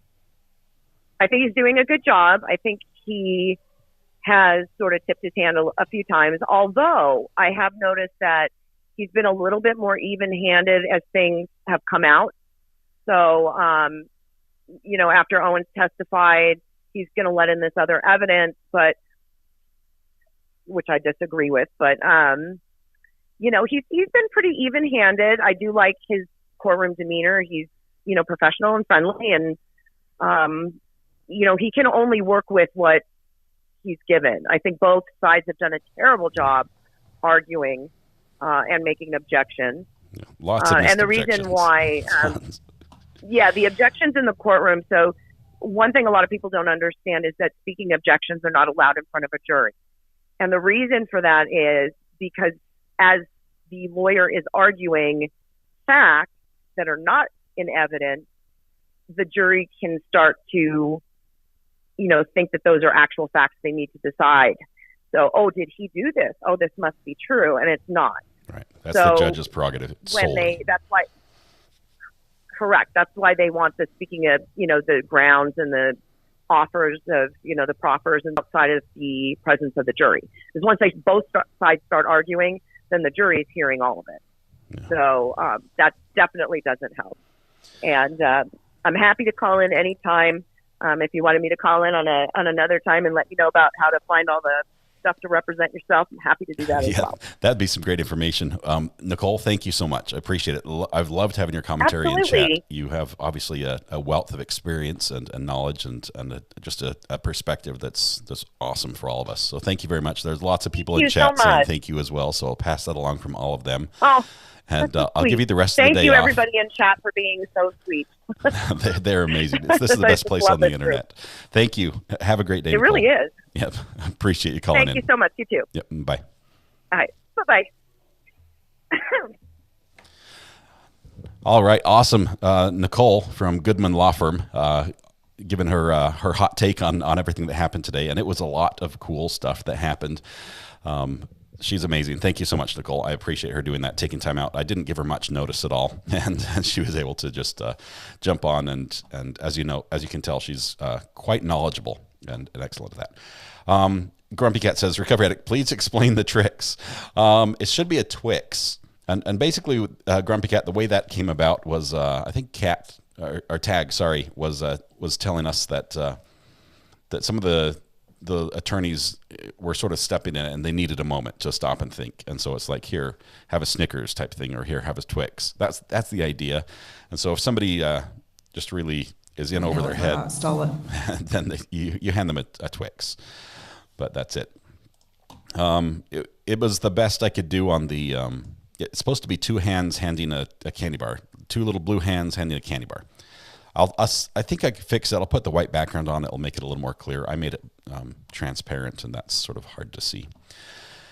Anyway, so many experts that did questionable work. Let's see.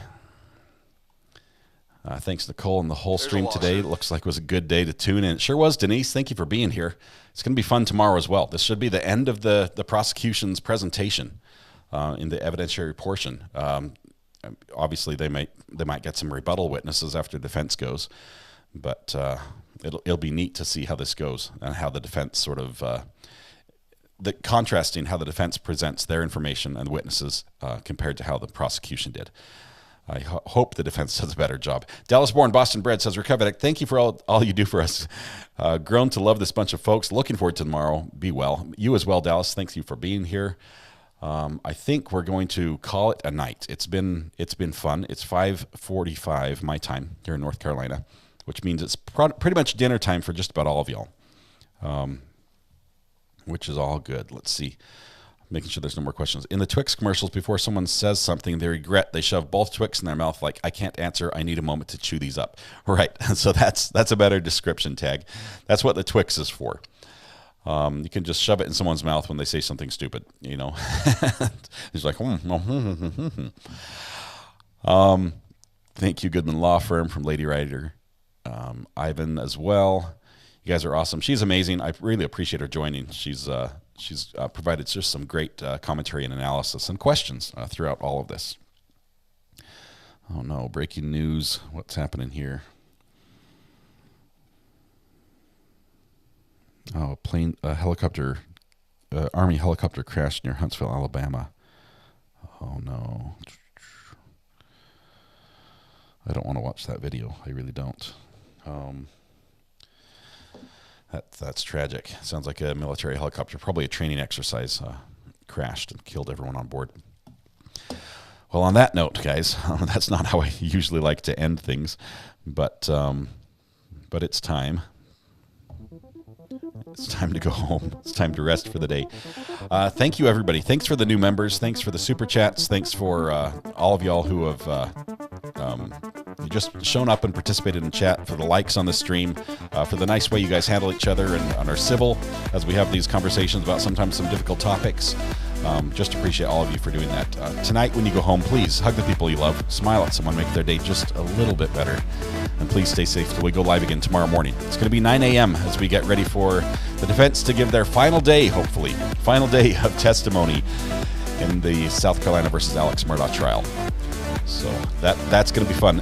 You don't want to miss it. Of all the days, if you have to call in sick, if you need a note from me, let me know. I can send notes out to all your work. I have to call the boss. Give him the Recovery Addict burner phone number. I'll talk to the boss. Get you the day off. We'll do what we can so you can be here tomorrow. It's going to be wonderful. Thank you all. Have a good night. We'll see you.